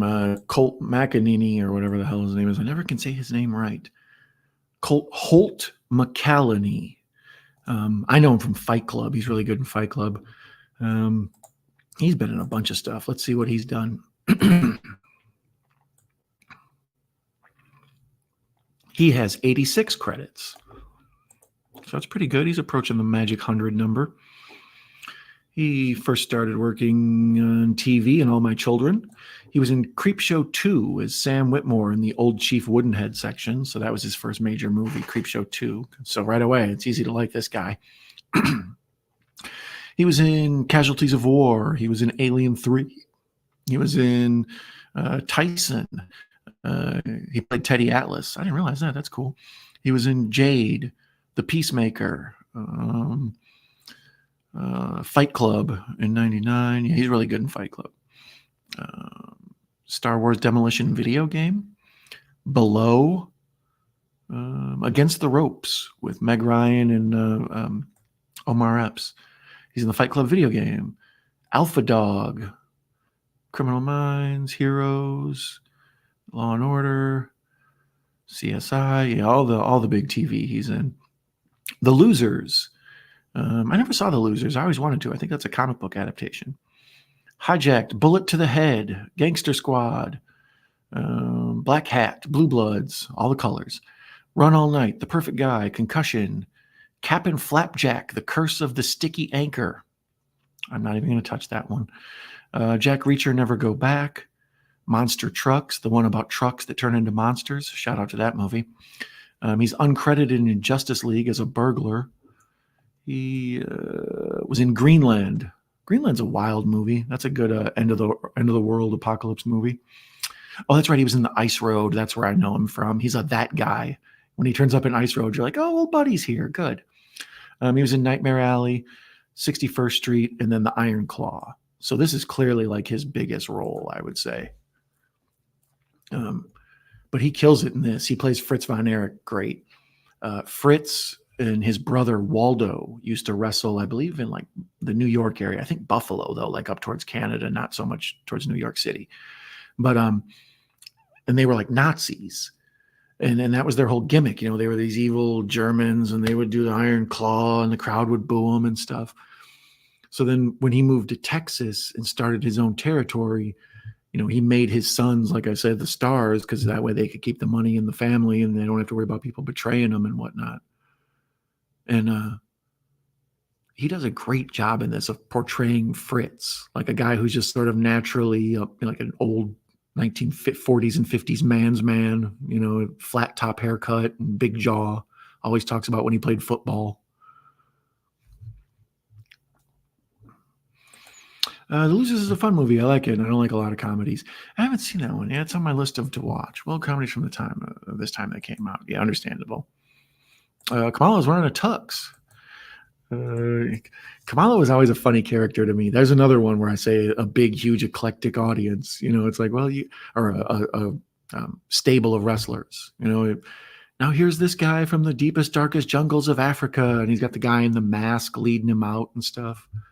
All that's just like, I don't know. I enjoy the diversity of it all. But instead it's like, here's this swole guy who's vaguely good and vaguely bad. And here's this swole guy who's vaguely good and vaguely bad. Speaking of vaguely good, vaguely bad, here's some cinema stuff for you.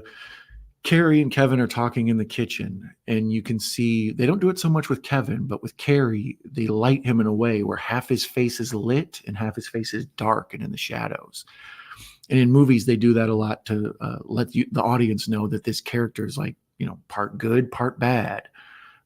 It's an old film trick. They've used it, since the beginning of time. But when you want to show that a character is both good and bad and divided, can be a little bit of both. You do that shadow on one side of the face, kind of a yin and yang deal.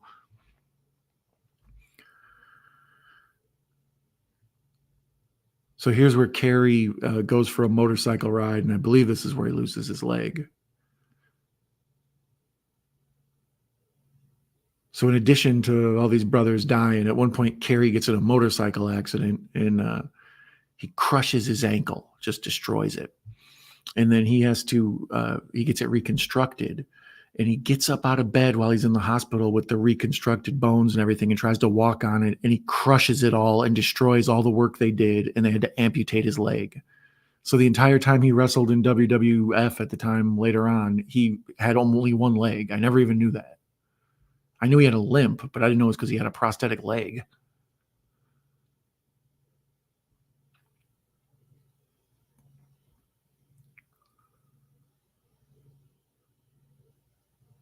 So here he's getting out of bed. And of course, we get more underwear shots. Just a straight up screen full of dong. And he's in the bathroom crushing up pills and snorting them. So we see the downfall of Kerry pretty quick here. Is this the one where he lost his leg? That was the problem with Kerry. He was living such a wild life. He was always hurting himself. Yep, there it is. There's the reveal of no foot. That's good CGI. They, I don't know, they probably put like a green sock on him and made it disappear or whatever. But yeah, we get the first reveal that he's got no leg.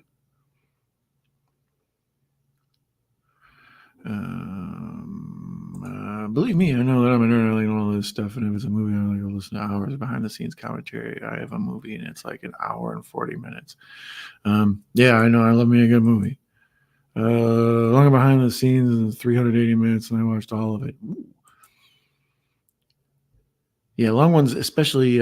Sometimes it depends. A good long movie can hold your attention, especially if they stagger it right and they play it out right. But sometimes stuff when I see it's going to be 3.5 hours or whatever, it's like I have to be in the right mood for that. So here they show Michael is going to start wrestling, or Mike, and he's training with the Bruiser Brody guy, and he's like taller than Bruiser Brody. I was like, no, he's not.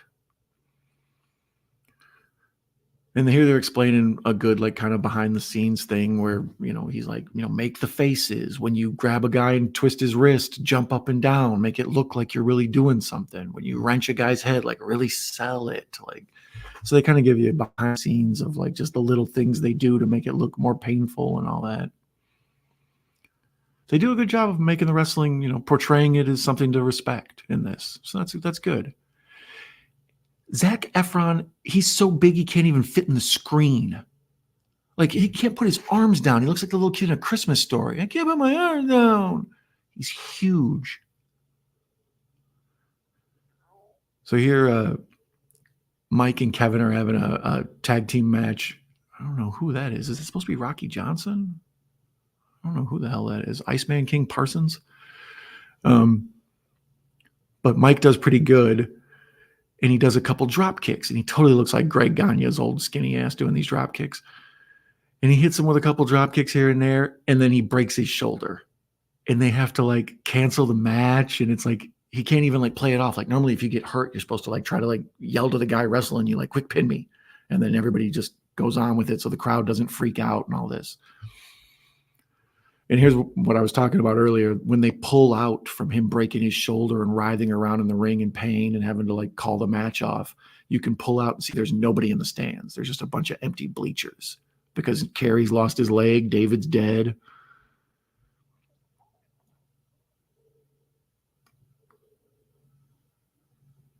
And then here's where the doctor comes and explains, all right, Michael broke his shoulder.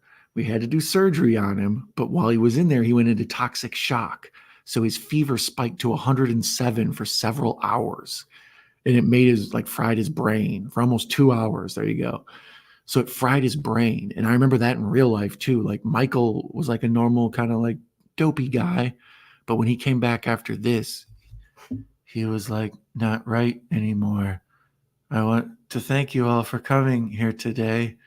Like, you could just tell it fried his brain. And coming up here, they show like his life is so affected by his brain damage that he can't play guitar or sing, do music anymore. So he becomes the next brother to commit, or the first brother, I think, to commit suicide. Yeah, this movie is just like nothing but tragedy on top of tragedy on top of tragedy. let's see here. It has to be a movie I want to know. And they did the movie, and you can't be something that I was like, oh shit, it's just okay, and I'll have to watch it, but I don't care what happened. Yeah, you have to really care about a movie to devote several hours to it, or especially to talk about one for several hours. Cool Jake the Snake, Coco Beware with Frankie and George the Animal Steele on TNA pay-per-view. Yeah, like I said, I never watched a lot of TNA because that was when I was kind of tuned out of wrestling. That was before all the podcasts started. But a bunch of people I like showed up in TNA, like Dusty was there, and Kevin Nash and Scott Hall and Road Dogg and just all these people, Conan. So I always meant to kind of go back and watch some of it. I figured they would eventually sell to WWE and be part of the network, but I believe they were bought, like Jeff Jarrett and somebody else, Dixie Carter or whoever ran it. But then I think it was bought by them dudes, the DOA wrestlers, the big bald guys. Can't remember what their names are. They're twins. And they were like, right when I started to watch wrestling again, they were popular. The Harris brothers, is that their names maybe? Two big, tall, bald guys. George Steele was a professor in real life. George Steele was one of the first people I became a mark for. The whole story where George the Animal Steele fell in love with Miss Elizabeth, and it was like this Beauty and the Beast King Kong thing where Macho Man was like mean to her, and then she would like, kind of was conflicted about George being nice to her, and then every now and then George would just like pick her up and run off with her and stuff. But as a kid, just the man who ate the turnbuckles was fascinating to me. One time I have a family that has connections to the downtown arena in Cleveland. And my aunt got us tickets to go see, I believe it was SummerSlam, but I wasn't following wrestling back then. And we went there and we watched we got good seats and we watched it all. But because we had access to the arena, we went through some of the halls around back. And we ended up not being able to find our seats and got kind of lost in the maze of hallways of this Cleveland arena. It was Gund Arena at the time. I don't know. Now it's called like Citizens Bank or some crap. I don't know. Quicken Loans, Rocket Loans. I don't know. But we're walking through the back tunnels of this old arena, and we hear a guy go, "Kerry." And I didn't know what they were saying. And I looked into one of the rooms and you could see wrestlers in there changing and stuff. Like it must have been the hallway where like the locker rooms were. And we were just trying to get back around to the other edge of the arena to go back out onto the floor. And I heard Scott Hall clearly say kayfabe. And I didn't know what any of that meant. And while me and my cousin kind of looked at each other like, they're speaking gibberish. This dude yells at us from out of nowhere. And he's like, hey, you guys aren't supposed to be back here. And it was George the Animal Steele. And he was like wearing a suit and a tie, bald head, looking all like weird. So he kind of like showed us back to a way where we could go back out to the arena, and we had to walk through like I guess it would be before gorilla position. And there was just everybody standing around. Yokozuna was using the phone. Mr. Fuji was kind of standing there with him. And it was super surrealistic and bizarre to be like in the backstage area and all that. But that's what I always think of when I think of George Animal Steele now. It's like Ed Wood yelling at us backstage, and he used to eat the turnbuckles to impress Miss Elizabeth. I'm trying to figure out who these guys are. I think that's supposed to be Stone Cold.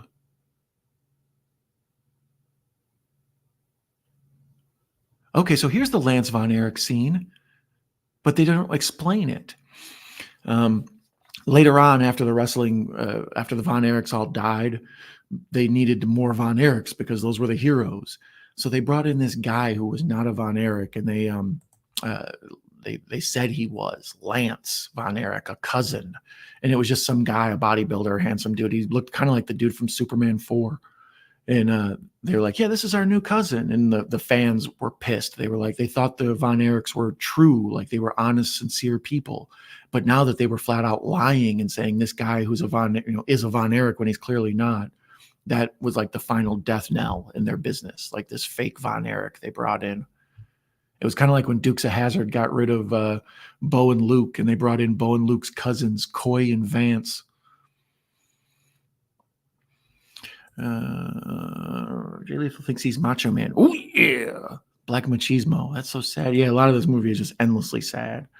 Did Macho Man keep doing wrestling in the 90s? Yeah, I think he might even been going into the thousands. He went to WCW with Hogan and all them, and then was part of NWO. And then later on, him and Hogan had some sort of falling out, and he cut a bunch of rap diss tracks on Hulk Hogan because everything I've said so far isn't weird enough. Because I remember Macho Man, snap into a Slim Jim. Everybody remembers that Slim Jim thing. Vince wanted Macho Man to retire. He thought he was getting too old. So he moved him into a commentator position, but Macho Man still wanted to wrestle. So he went to WCW and he took the Slim Jim contract with him. And Vince and Macho Man never reconciled after that. Vince hated Macho Man. He thought he was stealing money from him. And there's a rumor that's never been proven that before he left, Macho Man slept with a young Stephanie McMahon. She would have had to have been 18 or 19 then. But that's the story that people gossip about sometimes. Shawn Michaels is now born-again Christian. Yeah, I know. He's another dude who was super interesting. I think he might have even had WCW ties or WCCW ties. I remember him in AWA.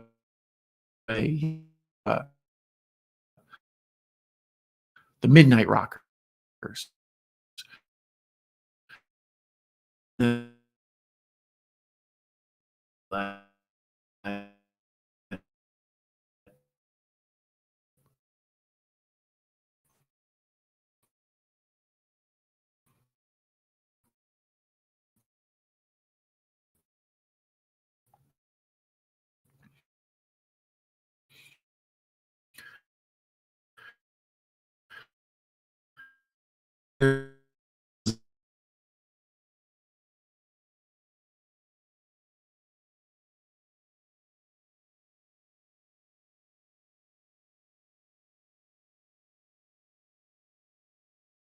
For us, and I'm back. I apologize if I disappear, freeze. I keep seeing the bars drop low, but sometimes if I disconnect and reconnect to the Wi-Fi signal, I get a better one. So as I was saying, Kerry was trying to train with his prosthetic leg, and then we can see he's struggling. And then they cut to Michael inside, and he can't even figure out where he is. It's so weird they left Chris out of all this. There's just a whole other brother that should be part of this story that died too and would add to the whole thing, but he's just not here. It's weird. These wrestling writings are so funny. Yeah, the wrestling, much like The Godfather in this and stuff, it's whenever there's a wedding, it's a tip-off. Something bad's going to happen. Usually somebody's face goes in a cake. Never works out, right? Every time a wrestling wedding happens, it's going to be bad. So here's where Mike is... he spent the morning all zombied out. Now he's upstairs trying to play guitar and he can't play anymore. And he just realizes he's not the same person. This dude does a good job. What's his name? The guy that plays Michael. Let's see. Stanley Simons. I'm unfamiliar with him. What else have you been in, Stanley, since you're getting ready to step out from the movie? He's got 11 acting credits. He was in a couple of shorts, a bunch of TV series, Angelfish as a Connor, Little America as Smoking Kid, Superior as Miles, and The Iron Claw. So he's basically an unknown. He does a good job in this. He's very sympathetic. He looks kind of sad and dopey, but that's how the real Mike was. That's why he was extra sad when he got turned into a zombie, because he seemed like a nice guy. He was way too skinny to be a wrestler, and he was just kind of friendly and big-eyed, and he wasn't built like these genetic, hormone monkeys. So it's that kind of extra sad that, he was trying to live in his, brother's footsteps and make his dad proud of him. And all he did was break his shoulder, fry his brain, and end up committing suicide. Zac Efron is more shoulders than man at this point. I've seen smaller mobile homes than his shoulder spread. It looks ridiculous. Whatever he's taken, all of us need a little bit of it or something. Jesus. Jake's snake is so big. I'm touching that one with a 10-foot pole. Snake or Jake's snake.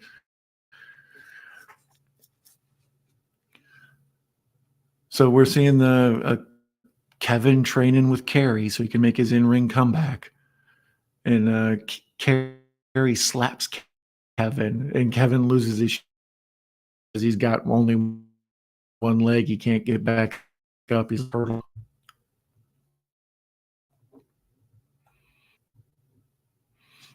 I don't want what he's taking. It probably got way too many side effects, right? Yeah, the original Kerry Von Erich back in the day, I swear he was on horse steroids because there's something with his face. I don't know.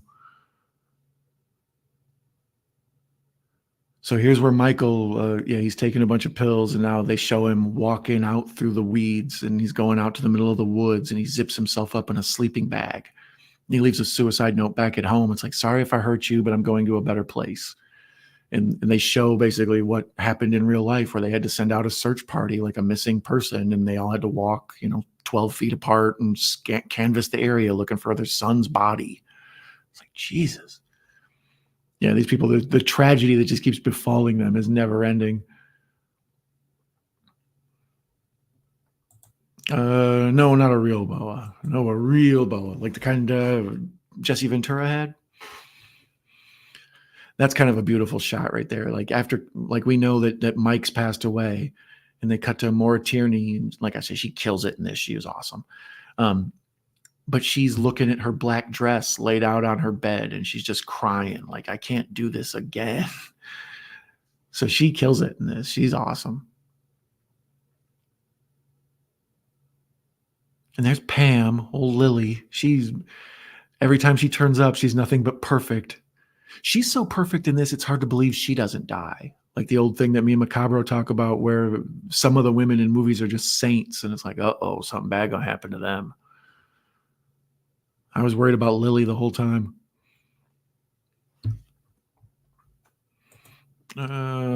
East-West Connection.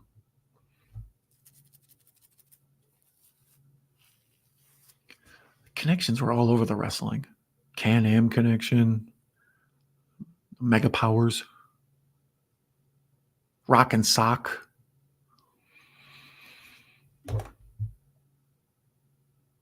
Now we're at another funeral. Oh, boy. And this is kind of a scene where they show Kevin's character as a man. Like, he's unable to cry. He's at the funeral, and he's just sitting there stoically because, like, so he believes that men aren't supposed to cry in public. Later on, in front of his sons, he has like a breakdown where he starts crying, and they comfort him, and it's like kind of a sweet scene. But I really do think this is just intended to get Zac Efron some respect finally, because this is all Kevin centered, mainly because Kevin was the only one left to tell the story. Oh, let's see here. You should not a boa. I wouldn't touch a boa either. Mikey says Don. I say Mikey. Welcome, Mikey. Our friend Mikey's Morgus here. You a fan of professional wrestling, Mikey? That's a 50-50 ball with you. You might like it. You might not. I don't know. Mr. Bones points out the Lay and May connection. That's a classic connection. Most boas are yellow. Hi, Mikey. Hi, Mikey. Internet. Hi, Bones. Hi, Bones. Hi, Bones. Bones, yes, female tag team. I don't know what I missed there. Oh, Lay and May connection. They're a classic connection. Here's where Kevin is explaining to her, like, I can't come home. And she's like, please just do. And he's like, whatever this curse is on my family, I can't have it get to you guys. So basically, he's living in a horror movie. Like, he's convinced the Ring is going on around him or something. And everybody else is just like living their usual like family drama type stuff. They think they're in a Lifetime movie. Here's Zac Efron, bigger than a house. And it's like kind of this thing where they show he's, so disturbed mentally that he just goes and trains in the ring and runs the ropes back and forth like a madman to burn up all his energy. And then he just takes bump after bump after bump after bump. Not the kind Kerry was taking, but.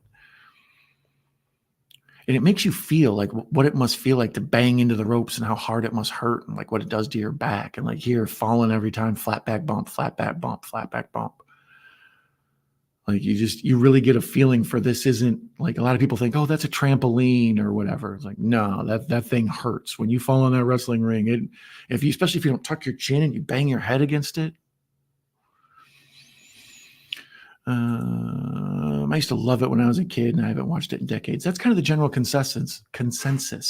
Uh, a lot of folks really dig it when they're young because it's made for young people. But then, like we talked about it, there was a period there where they made it primarily for grown-ups, and they kind of turned up the volume on the sexuality and the violence and the swearing and everything. I would love to have a snake, but there's no way I ever get a boa. I'm cool on snakes. I like Shawn Michaels, Razor Ramon, Diesel, Goldust, Bret Hart, The Undertaker. Okay, so you watched in the right as I started to kind of tune out. Those were the big names after the Hulk Hogan era. You know, I like Junkyard Dog, and I like Jimmy Snuka, who needs his own movie. He's a piece of crap. There's a really good Dark Side of the Ring about him. He apparently got away with murder, literally.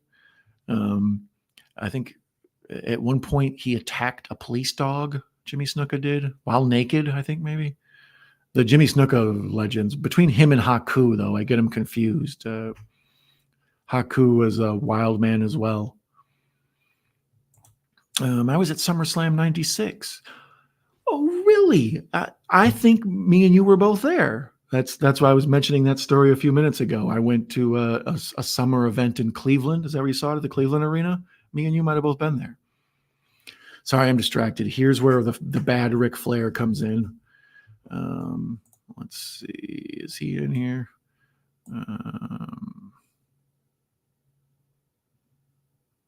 No, they don't list Ric Flair. Let's see. Who plays Ric Flair in Iron Claw? This dude is like way too skinny, and his hair looks absurd, and like the way his suit fits and his acting, it's just like this bizarro, surrealistic impression of Ric Flair. It feels like a skit on Saturday Night Live more than it feels like actually Ric Flair.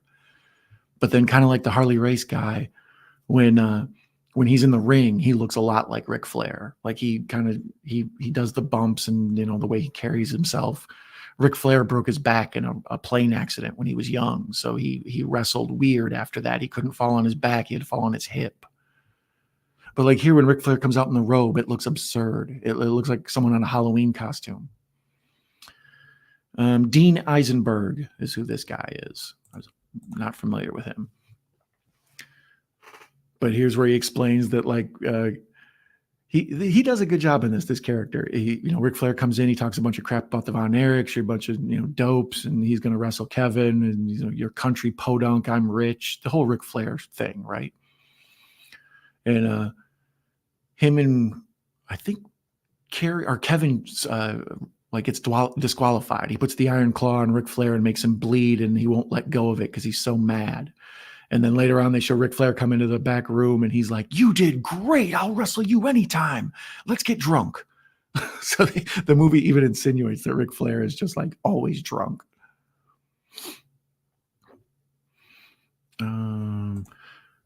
Let's see. Black Rain in TNA as Dustin Rhodes. Yeah, he had a bunch of weird characters. This is Black Rain. He was in WCW for like 5 minutes as Seven, which was weird. He was basically an Undertaker ripoff. I've heard of Shawn Michaels and Bret Hart, and I'm a big fan of the Undertaker. The rest of them I've never heard of. Yeah, that was kind of the early 90s, before the Attitude Era crowd he was mentioning. Dan, we were both there. Maybe we saw each other but didn't realize it. I bet. Yeah, like I said, I got free tickets, and I was visiting family in Cleveland at the time, and I was like, well, it's summertime. I can hook you guys up. It's like, yeah, let's go. So that's cool. Me and Mikey were both at a wrestling event together. I liked the movie, but the only Von Erich I liked was aware of back in the day was Texas Tornado. His gear reminded me of the Warriors, and he was more of a tame version. Yeah, I can see that, how he reminded you of the Warriors, because he had the same straps around the biceps, and he would wear like the fringe around his boots. And here they talk about when Kerry goes to the WWF, they're saying, Fritz tells him, "You're way better than your old tag team partner Hellwig." So they kind of referenced that at one point Kerry and the Ultimate Warrior, back when he was the Dingo Warrior, were tag team partners or whatever, worked together. So yeah, I think they kind of had a connection. Supposedly, I think they say that Vince had the idea for Ultimate Warrior at one point, and that he wanted Kerry Von Erich to come be either Ultimate Warrior or be the new Hulk Hogan, like whatever Lex Luger was supposed to be with the narcissist. They wanted Kerry Von Erich to do, but that was, He lost his leg by then and he couldn't really do the same stuff. And he was so pilled out of his mind. I believe he got arrested for having like something to do with a whole bunch of pills or trafficking pills or whatever. And when he was on probation, he got popped for writing fake prescriptions. And then after that whole court case looked like he was going to go to the joint for several years, that's when he commits suicide. So like everybody in this movie, just tragedy keeps befalling them. I never knew the Texas Tornado only had one leg. I didn't learn that until I was like way later, years later. That kind of blew my mind. I knew he had the limp, but I didn't know he only had one leg. The guy who played Ric Flair sucked. Yeah, that's what most folks say. Like I said, in the ring, he's decent. He looks like Flair. He moves, and after there's one part where he gives Kevin a big chop, and then he gets in his face and goes, woo! It's kind of funny. But yeah, seemed like they could have got somebody else better to play Ric Flair. They should have had Jay Lethal do it. Why is Ric Flair black? It's not important. He's good at this. Shawn Michaels versus Vader that night. Was Yokozuna on the Razor Ramon too? I think they were both there. Now I've heard of Texas, but never seen him, but never heard of him. Foley Undertaker Hell in a Cell match is a classic. They did that in Cleveland, I think, too. Was that night? I don't know. I was talking about Shawn Michaels, and somebody thought I was talking about the other Shawn Michaels, the wrestler, and that's the reason I know about him. Shawn Michael, I don't know him. Lex Express, the All-American gimmick? Yeah, like when he was the narcissist, and then they made him go away, and then they brought him in as the American hero, Lex Luger, and he body slammed Yokozuna. Well, hip tossed him. They had him traveling around on a bus. It was stupid as hell. So here's Flair. He comes into the locker room and he's just bleeding from the forehead. And he's like, "You're great. I'll work with you anytime. Let's get drunk."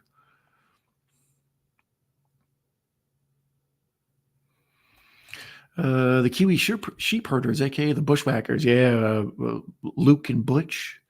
There's a gimmick that wouldn't work nowadays. Just go grab strange kids and lick their head. I don't think that would work.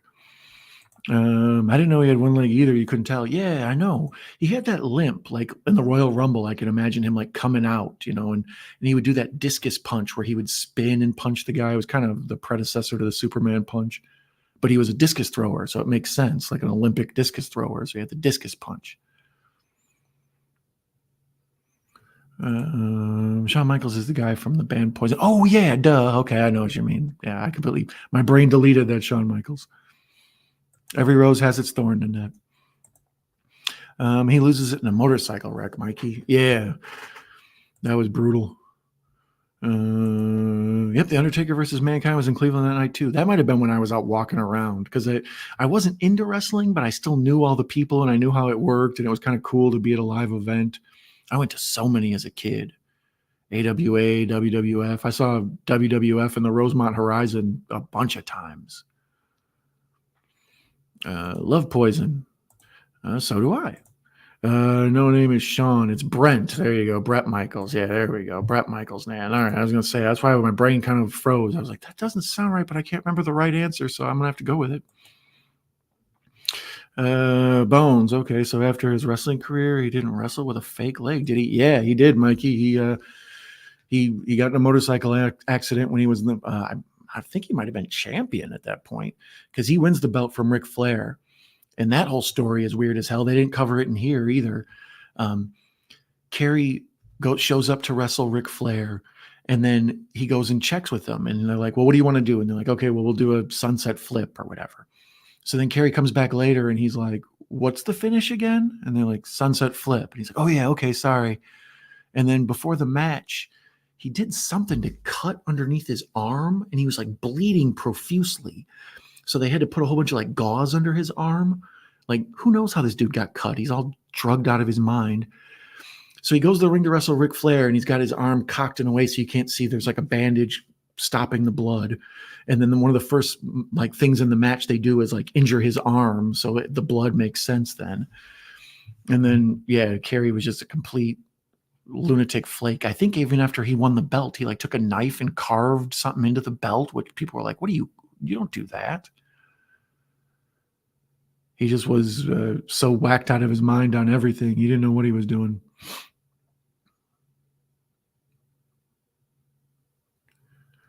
And here's where they're at their money bottom. There's nobody in the arena. You just see two dudes wrestling in an empty arena. Like the stands are gone. Damn, I couldn't tell. Yeah, me neither. When he was Texas, the entire time he was Texas Tornado, he had a fake leg. I never knew that. The documentaries later was like, get out of here.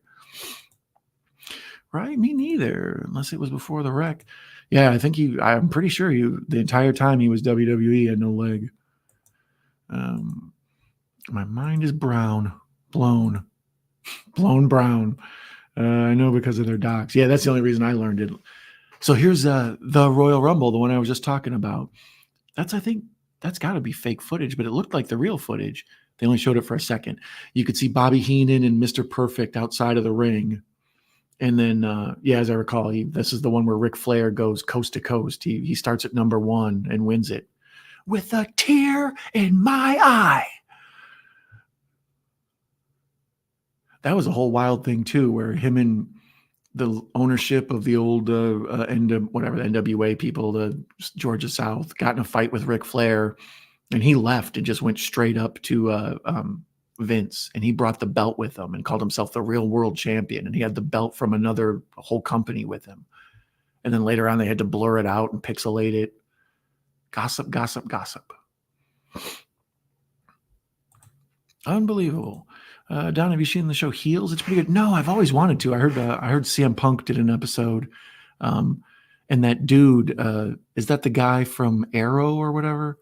I think he's like a big professional wrestling guy. He maybe had a match in WWF or something. Him and Cody, I think, worked together. Maybe when Cody was Stardust or something. But yeah, I've been wanting to see Heels, but it's been on Stars. So I knew all those words would work. They were just in the wrong order. But it's been on Stars, so I've been waiting for it to show up on like Tubi or something like that. I figure I'll catch it then. It kind of has the feel of this movie. Yes, Stephen Amell. This actually sort of felt Heels reminded me, or I was recalling Heels when I was watching this last night. While the WWF and WWE wrestled under the name Texas Tornado, worked in several high-profile matches with likes of Mr. Perfect, Ultimate Warrior, won the Intercontinental Championship. Yeah, I remember he was there long enough to get a doll. That was the thing with the wrestling dolls when I was a kid. They've made action figures of all the wrestlers because it was so cool. And the AWA wrestlers all looked kind of like He-Man. They were like that little small plastic with the bendy arm, with the whatever articulate arms, but the elbows didn't bend. They were kind of cheap. They made the Road Warriors. That's one everybody owned. Baron von Raschke and them. So then when Vince made his figures, he wanted them bigger and heavier than every other figure. So they were as big as a Barbie almost, and they weighed like a pound or two a piece. They were just solid rubber. None of them bent. And you would just like bang them together like you were a big dummy. Like, you would try to make them do moves and stuff. But that was the whole point. Like he wanted his wrestlers to look like they could crush everybody. He-Man, My Little Pony, you name it. That wrestler doll was supposed to beat the hell out of them. And it seemed like crazy person talk when Vince came up with it. Like, what are you, nuts? Like this big 1 pound hunk of rubber. It's like Wes's dildo. So each one they like sold huge, and the first release came out and they kept making more and more, and those things were like huge. Everybody had a couple of the wrestler dolls. Almost everybody had Hulk Hogan at some point, I knew. And there was a Texas Tornado one. That was about the time I quit collecting them. They made a bunch of weird ones I never saw. Like I remember the original line of Hogan and Junkyard Dog, Jimmy Snuka, and then they started coming out with other ones like Mr. Fuji and Jake the Snake and Billy Jack Haynes, all these. But then by the time they got to like the 3rd and 4th editions, they were on some deep ones, the Killer Bees and stuff. I was like, oh, well, too much for me.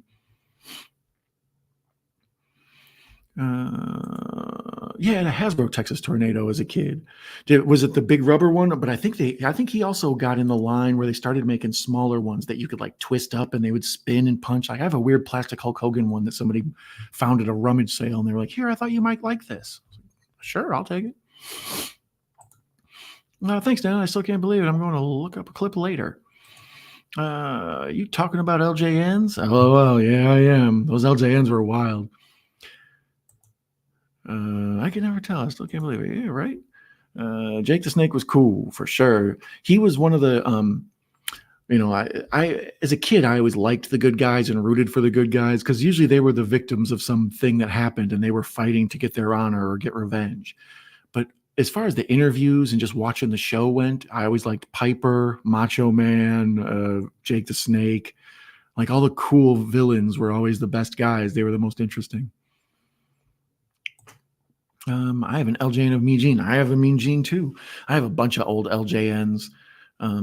I kept most of mine good, but then a friend of mine who knew I loved them was at a rummage sale and found a whole bunch of them perfect. Like even though they were out of the package, like no paint missing or nobody drew blood on their head with a marker or nothing. So I have like almost a huge early collection of them, just all wrapped up in bags in a box that I don't know, I'll probably sell on eBay or something. But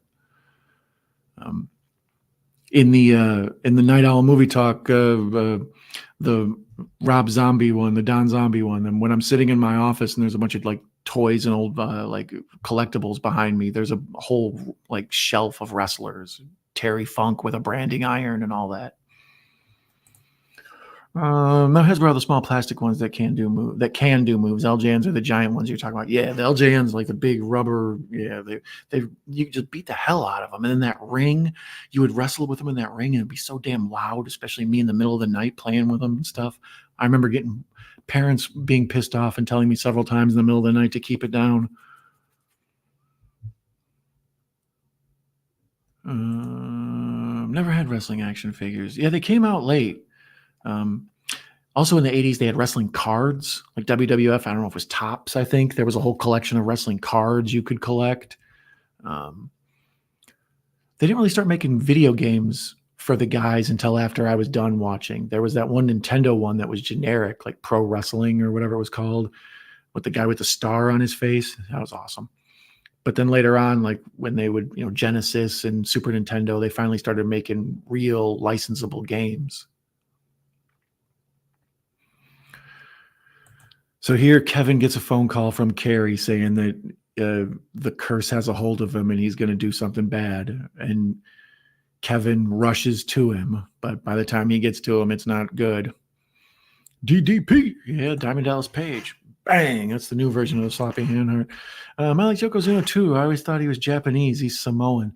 Yeah, he's part of the whole bloodline, as I recall, with The Rock and Roman Reigns and all them. Yeah, I always thought he was Japanese too. That was a good gimmick. Around that same time, there was like an American, not John Tenta, but another guy, an American sumo wrestler from Hawaii, I think he was. And he was like the first American to ever win a Yokozuna, which is like the championship or whatever, the Grand Master of sumo wrestling or whatever.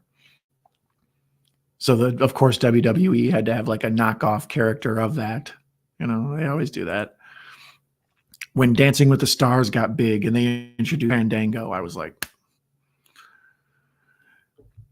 well, I don't take it really unless you have to, Don. Oh, the old ones? Yeah, I keep them. Like I said, they're just sort of a neat nostalgia, but they don't stand up well because they're made out of that weird rubber. And because of the material they're made out of, I often wonder if someday they're going to start to like deteriorate on their own.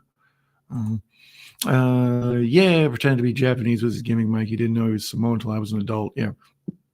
Rodney, I think is his real name. He got so heavy he couldn't even move really. So he went to the Duke weight loss clinic and checked himself in. It was supposed to be this big thing where he was going to lose weight. And he ended up gaining like 20 pounds. And they figured out he was paying an orderly at the place to in the middle of the night go get him pizzas and buckets of chicken and stuff. So he was determined to stay big. Might keep me to great gimmick, Bones. You played it so well. Yeah, the Banzai drop. Yeah, Banzai. Bret Hart said Yokozuna was like a pillow in the ring. Yeah, I'd heard that. Well, they've said he could be either way. It was if he liked you, he would put full weight on you and he would crush your ass and you would feel it and it would knock the wind out of you. But if he didn't like you, he would do that. But if he liked you, he would gently put his big soft butt on you and it wouldn't hurt you. It was all quad strength. Same with Andre the Giant. They say if Andre liked you, you never got hurt, and he'd like took care of you and did all the work. But if he didn't like you, he would like just beat the hell out of you.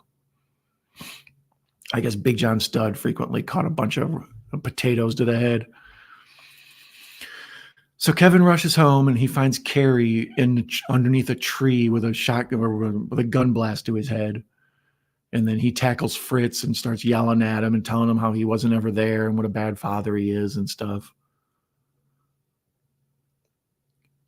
Kerry kills himself with the same gun he gave Fritz for Christmas. It's like, I don't know, there's lots of little artistic things that are flowing throughout this, but they're real life. They're just sort of sad poetry that's true. Pugwall. Hey, everyone. The documentaries of this family tragedy really hit me hard. As you know, I followed wrestling all my life, and it's great to see you all discussing it. Thank you, Matt. What is it? The Triumph and Tragedy of WCCW? Is that one of the ones you're talking about? I've been singing its praises this whole time we've been talking about it, because they do such a good job of showing all of it. This movie omits a lot of stuff. You know, it completely gets rid of Chris. It doesn't tell any of the Gino Hernandez story. They don't get into. So here, Kevin picks up Kerry's body and just carries him. Pardon the pun. Where are you taking him? Hey, Matt. Folks are welcome in Pugwall. Yeah, we all love Matt Pugwall here. I believe, is it already next Sunday when you and I are going to be watching Reefer Madness together, Matt? I think that's what it is. And then Tuesday night, I'll be on Bones' channel, The Boneyard. We're going to be watching Terrifier 2. I got a handful of live watch-alongs queued up for this week. And I also encourage you to check out last week's episode of In the House, where Mayanne, our friend, Cinderella, was my guest co-host. And we had live on the man coverage from Texas Frightmare Weekend with Larry there, live on the scene. So all sorts of things been jumping off around here. Feel free to check it out. He was a bad father making them wrestle and trying to live through them. Oh, for sure. That's why I kind of was talking about with him being a bad guy his whole career, and then he gave birth to these sons and he raised them as baby faces. And here's the ending, basically. He's taken Kevin or Kerry back inside and he's sitting with his body. And then we see Kerry walk out of the house. And when they pan down and you see both of his feet are there. And he's got his bare feet walking on the grass and he kind of jumps up and down. And then we see Kerry in this boat. And it's kind of the old, ferry across Hades to the other afterlife kind of thing. He sets a coin on the boat.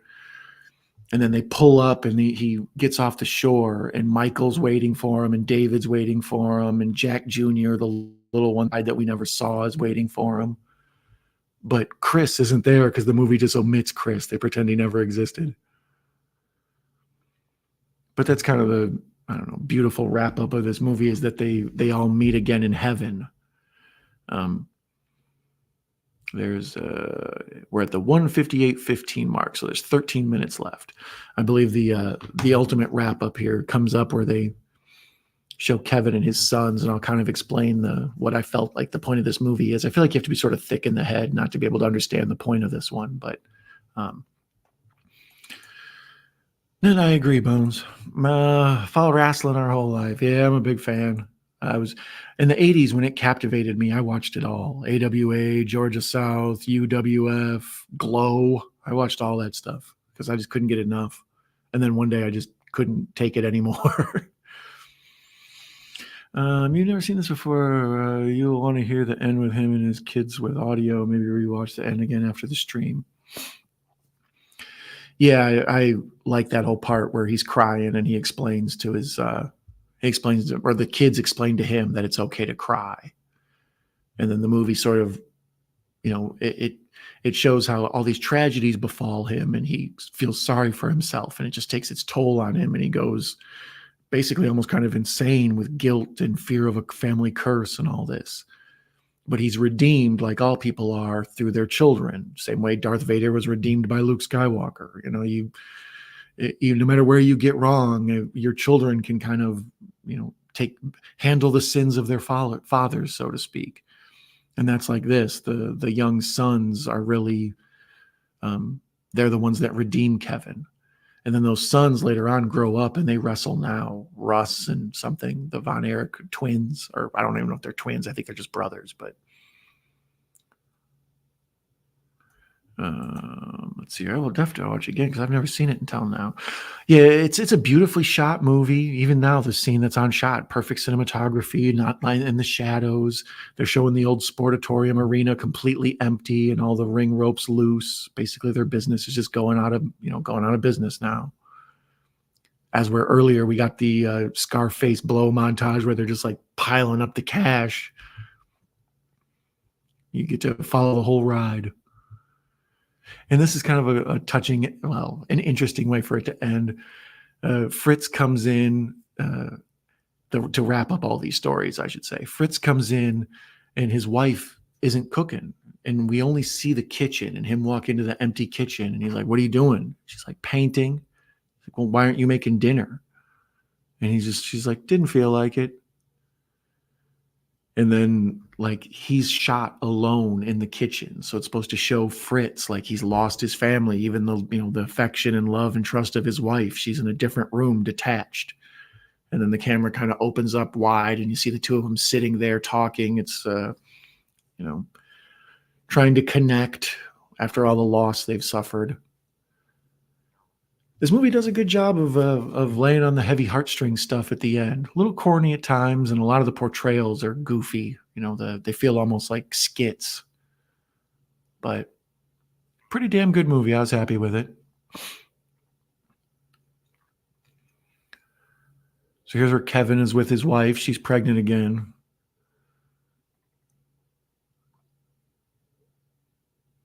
Here comes the boys.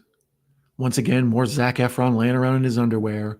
A lot of beefcake in this movie. So good for old grandmas who like a good heart-wrenching story. Good for the wrestling marks. Good for people who want to see 9-pack abs.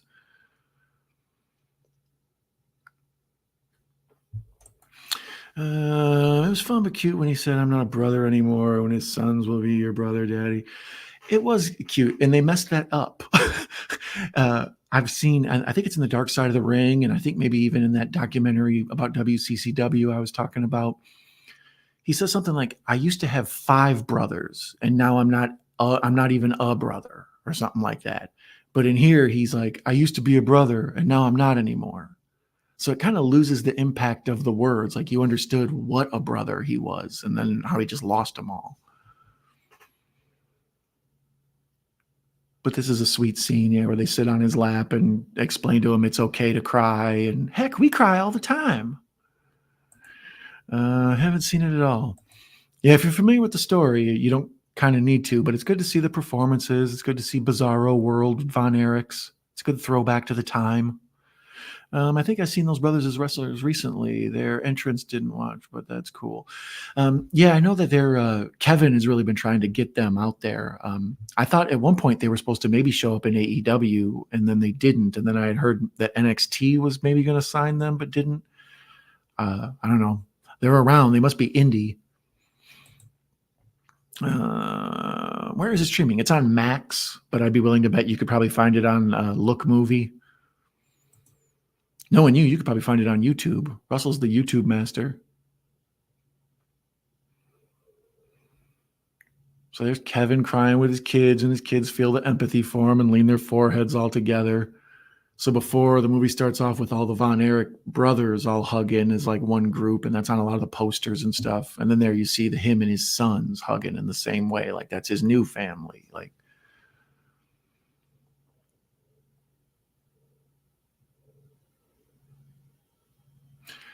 I don't know. Does this feel like an A24 film to you guys? Like A24 has almost become like, well, it's a brand, obviously, because it's a production company, but it feels like a certain type of movie. I don't know if this feels like an A24 movie or not. It's pretty good. It's better than your average Lifetime melodrama. So there you see him playing football with his boys, and his dog runs out, and here comes his wife, pregnant with a new baby. It's sweet. It shows that his family is still alive. It's just a different new family. Even the pregnant mom is playing football. Damn, she's cool. Let's see here. Max, YouTube, Hulu, Amazon Prime Video. Might have seen him on TNA. Not sure. Can't remember. Yeah, I remember all right. In 2009, the Von Erich family was inducted into the WWE Hall of Fame. To this day, they are considered one of the greatest families in the history of wrestling. And then there's a shot of them all, like the real of them. So you can see David, Kerry, Michael, Kevin up front, Fritz. Kevin and Pam have been married for over 40 years. They bought a ranch and everyone came to live with them. All 4 children and 13 grandchildren. And then they show the shot of all of them. They live in Hawaii now. Maybe he thought Texas was the curse.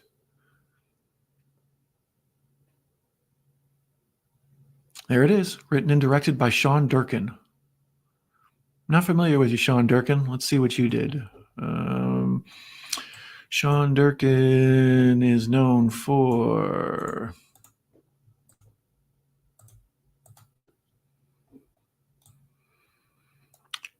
He's produced 18 films. He's directed 7. He's directed Mary Last Scene, Martha, Marcy, May, Marlene. Sounds like one of my chats. South Cliff, The Nest. He was a director on Dead Ringers, the TV series. 3 episodes. I've never watched that. I've always wanted to see that. The Dead Ringers remake as a TV show. I don't know. I like Cronenberg. It'd be interesting to see. And then The Iron Claw is Biggie. So let's see what else. We get to play our favorite game of You May Also Like. First is Bleed for This. I'm not familiar with it at all. Hustlers, Gamblers, and Crooks. 1 season. Not familiar with it. Jersey Boys 2014. I remember it, but that's like a doo-wop-y kind of movie. I'm assuming because these dudes are like brothers and the Jersey Boys must have been like brothers. Gangs of New York. Don't get that either. Lawless. Don't get that, but I will watch Lawless. I like me some Colin Farrell and Tom Hardy. Spacey Unmasked. I do need to watch that. Dream Scenario with Nicolas Cage. Dune Part 2, which isn't even available right now. You can't see it until the 21st. So they're just advertising you a link to go to a page that doesn't need to watch. The Ides of March. I've never seen that. I always wanted to. George Clooney and Ryan Gosling. Skin. Never heard of it. The Lionheart. Never heard of it. The Sympathizer, an HBO original. Never heard of it. True Story. Never heard of it. Oh, True Story is Jonah Hill and James Franco. Zone of Interest. It's been in my queue forever. Under the Silver Lake. I heard it was good, but never saw it. Wonderland is good. Wonderland feels like part of the Kerry Von Erich story. That's the whole like John Holmes story. It's basically the same type of story. Nights, except it's more like a Rashomon tale where they tell John Holmes' version of the murder from 3 different perspectives. And I don't know. The Social Network. People Surviving a Serial Killer. The Snowden documentary. The Dead Don't Die. None of these are anything I would consider associated to this movie. The Power of Film, 1 movie or 1 season. I will save that though. Bruce Lee, The Man, the Legend. Interesting. Yeah, they are just showing any old thing. So that has been the Iron Claw. Put that on you. Let me put that on you. There you go. There you go. Let's catch up with this chat. Let's bounce. YouTube version is only an hour and a half. That's interesting because it's 2:12 on here. So I don't know. They must have cut out even more. Which brother did they not include this time? No, I can't believe it's an A24 movie. Yeah, it's a weird one. I've seen Dead Ringers. Did you like it?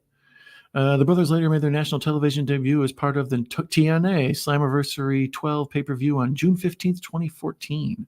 So they were wrestling all the way a decade ago, huh? Daddledo says Dune sucks. That's Professor Macabre agrees with you. I enjoy the new Dune. I think I might do a watch along at some point. I still haven't seen Dune 2 though, but a lot of folks don't like the drab color palette. And thank you, Daddledo from Twitch, one of the few Twitch appearances. Nice to see you. In a tag match defeating Bromans via disqualification. They also made various on the TNA Explosion. Interesting. Yeah, I'm not familiar with the Von Erich twin or whatever, younger boys. I always want to call them twins. They're brothers. Fiesta Jersey Boys are brothers. Okay, so there you go. I definitely don't get Gangs of New York. Yeah, that one's a weird connection. YouTube is buy and rent. Yeah, a lot of these are going to be buy and rent except for Max. You might try Look Movie. It's new enough. I bet it's on there. The brothers debuted for Pro Wrestling Noah, okay, on July 22nd. In July 2017, Marshall and Ross, along with their father Kevin, wrestled at Rage Mega in Israel. Oh, wow. So Kevin was still wrestling? I bet he was probably 60 then. The Lionheart is a wrestling movie. Is that the Van Damme one? Bones watching that pay-per-view right now. Oh, the one with the twins. Yeah, Russell was watching TNA pay-per-views while we were talking about this. Russell always does it up. Ric Flair's theatrics in the rings were hilarious. Woo! You're damn right. Limousine riding, jet flying, alligator shoe wearing, ladies staring. Find me at the Holiday Inn. In this, when he tells Kevin Von Erich, let's get drunk, and Kevin's like, no, I don't really drink. He's like, all right, well, I'll be at the Marriott. Yeah, Dead Ringers is a good one. No, I'd like to check it out. I think that's on Amazon. Great stream. Thank you, Russell. It was nice having you here. I appreciate you hanging out. This was a real niche one. Middle of the night, late on Sunday, a handful of technical problems, talking about a real specified topic that really isn't so much about movies as it is about just life and people and the craziness that goes along with it. The way he'd fall on his face. Oh, Ric Flair for sure. Another thing I didn't know about Ric Flair that I learned from those WWF documentaries, when Ric Flair beat Harley Race, who was portrayed in this movie, he climbed up to the top rope and did a flying cross body to beat him. So every match after that, Ric Flair at some point would get desperate and go up to the top rope, and the dude would come over and grab him and body slam him. That was a callback joke from 1981 or whenever the hell Flair for the Gold happened. So for the next 20 years of his life, there was that one little bit where Flair would try to go back to the well like he did against Harley Race. I never knew that's what that was. I knew he always got caught going to the top rope, and I thought it was funny. The weed fall on his face. Lacey Von Erich was in TNA for a minute too. Yeah, we were talking about her. I wonder who her mom was, because the movie shows that Kerry kind of had a lot of different lady friends in his life. Me and Echo were talking about how she was rather good looking. So bleeding funny. Marshall and Ross Von Erich. Ric Flair versus Nate Dickhead in a pizza fight. It could happen. The guy, the Egyptian. Ric Flair, as we're filming this, is currently in the news because he got into an argument at a pizza place. Apparently he spent like $500 on beer and pizza and other stuff, and then the owner and him got into some sort of argument, and he tipped a waitress there $1,000, tell the owner that he was a dipshit or something. So yeah, Ric Flair's all over the news once again, as he is about every 6 months, for doing something drunken and crazy. But yeah, that's it. That's the Iron Claw. Rick did a woo off on TNA. I do remember that with Jay Lethal. Jay Lethal was awesome. Because he would do the spitting and the lisp, kind of like Ric Flair was. He would just lose his shit and take off his clothes and roll around and flop like a fish. Time for me to roll around like a fish, roll around and flop like a fish and get out of here. It's almost 3 a.m. my time, which means 4 a.m. Eastern. You people are way too nice to be up this late with me. So I thank you for 2 hours, 2 hours and 23 minutes of talking professional wrestling, old school style. You guys are the coolest. And join us again in the future for other shows where we discuss things about movies and what have you. And I'm joined by the best co-host in the world, my chat. So thank you, Bones. Thank you, Mikey, Russell, Mayanne, all the other folks. Matt Pugwall, who dropped in, Mitch, who was here, all sorts of cool folks. Even the Twitch guy, good folks in here. Good night, everyone. Thank you, Nanette. Good night to you and Jack as well. I like you all, and I'm going to have to wish you high tides and tall grass. That is totally wrong. Green grass and high tides forever. Adios, my friends. Thank you for watching.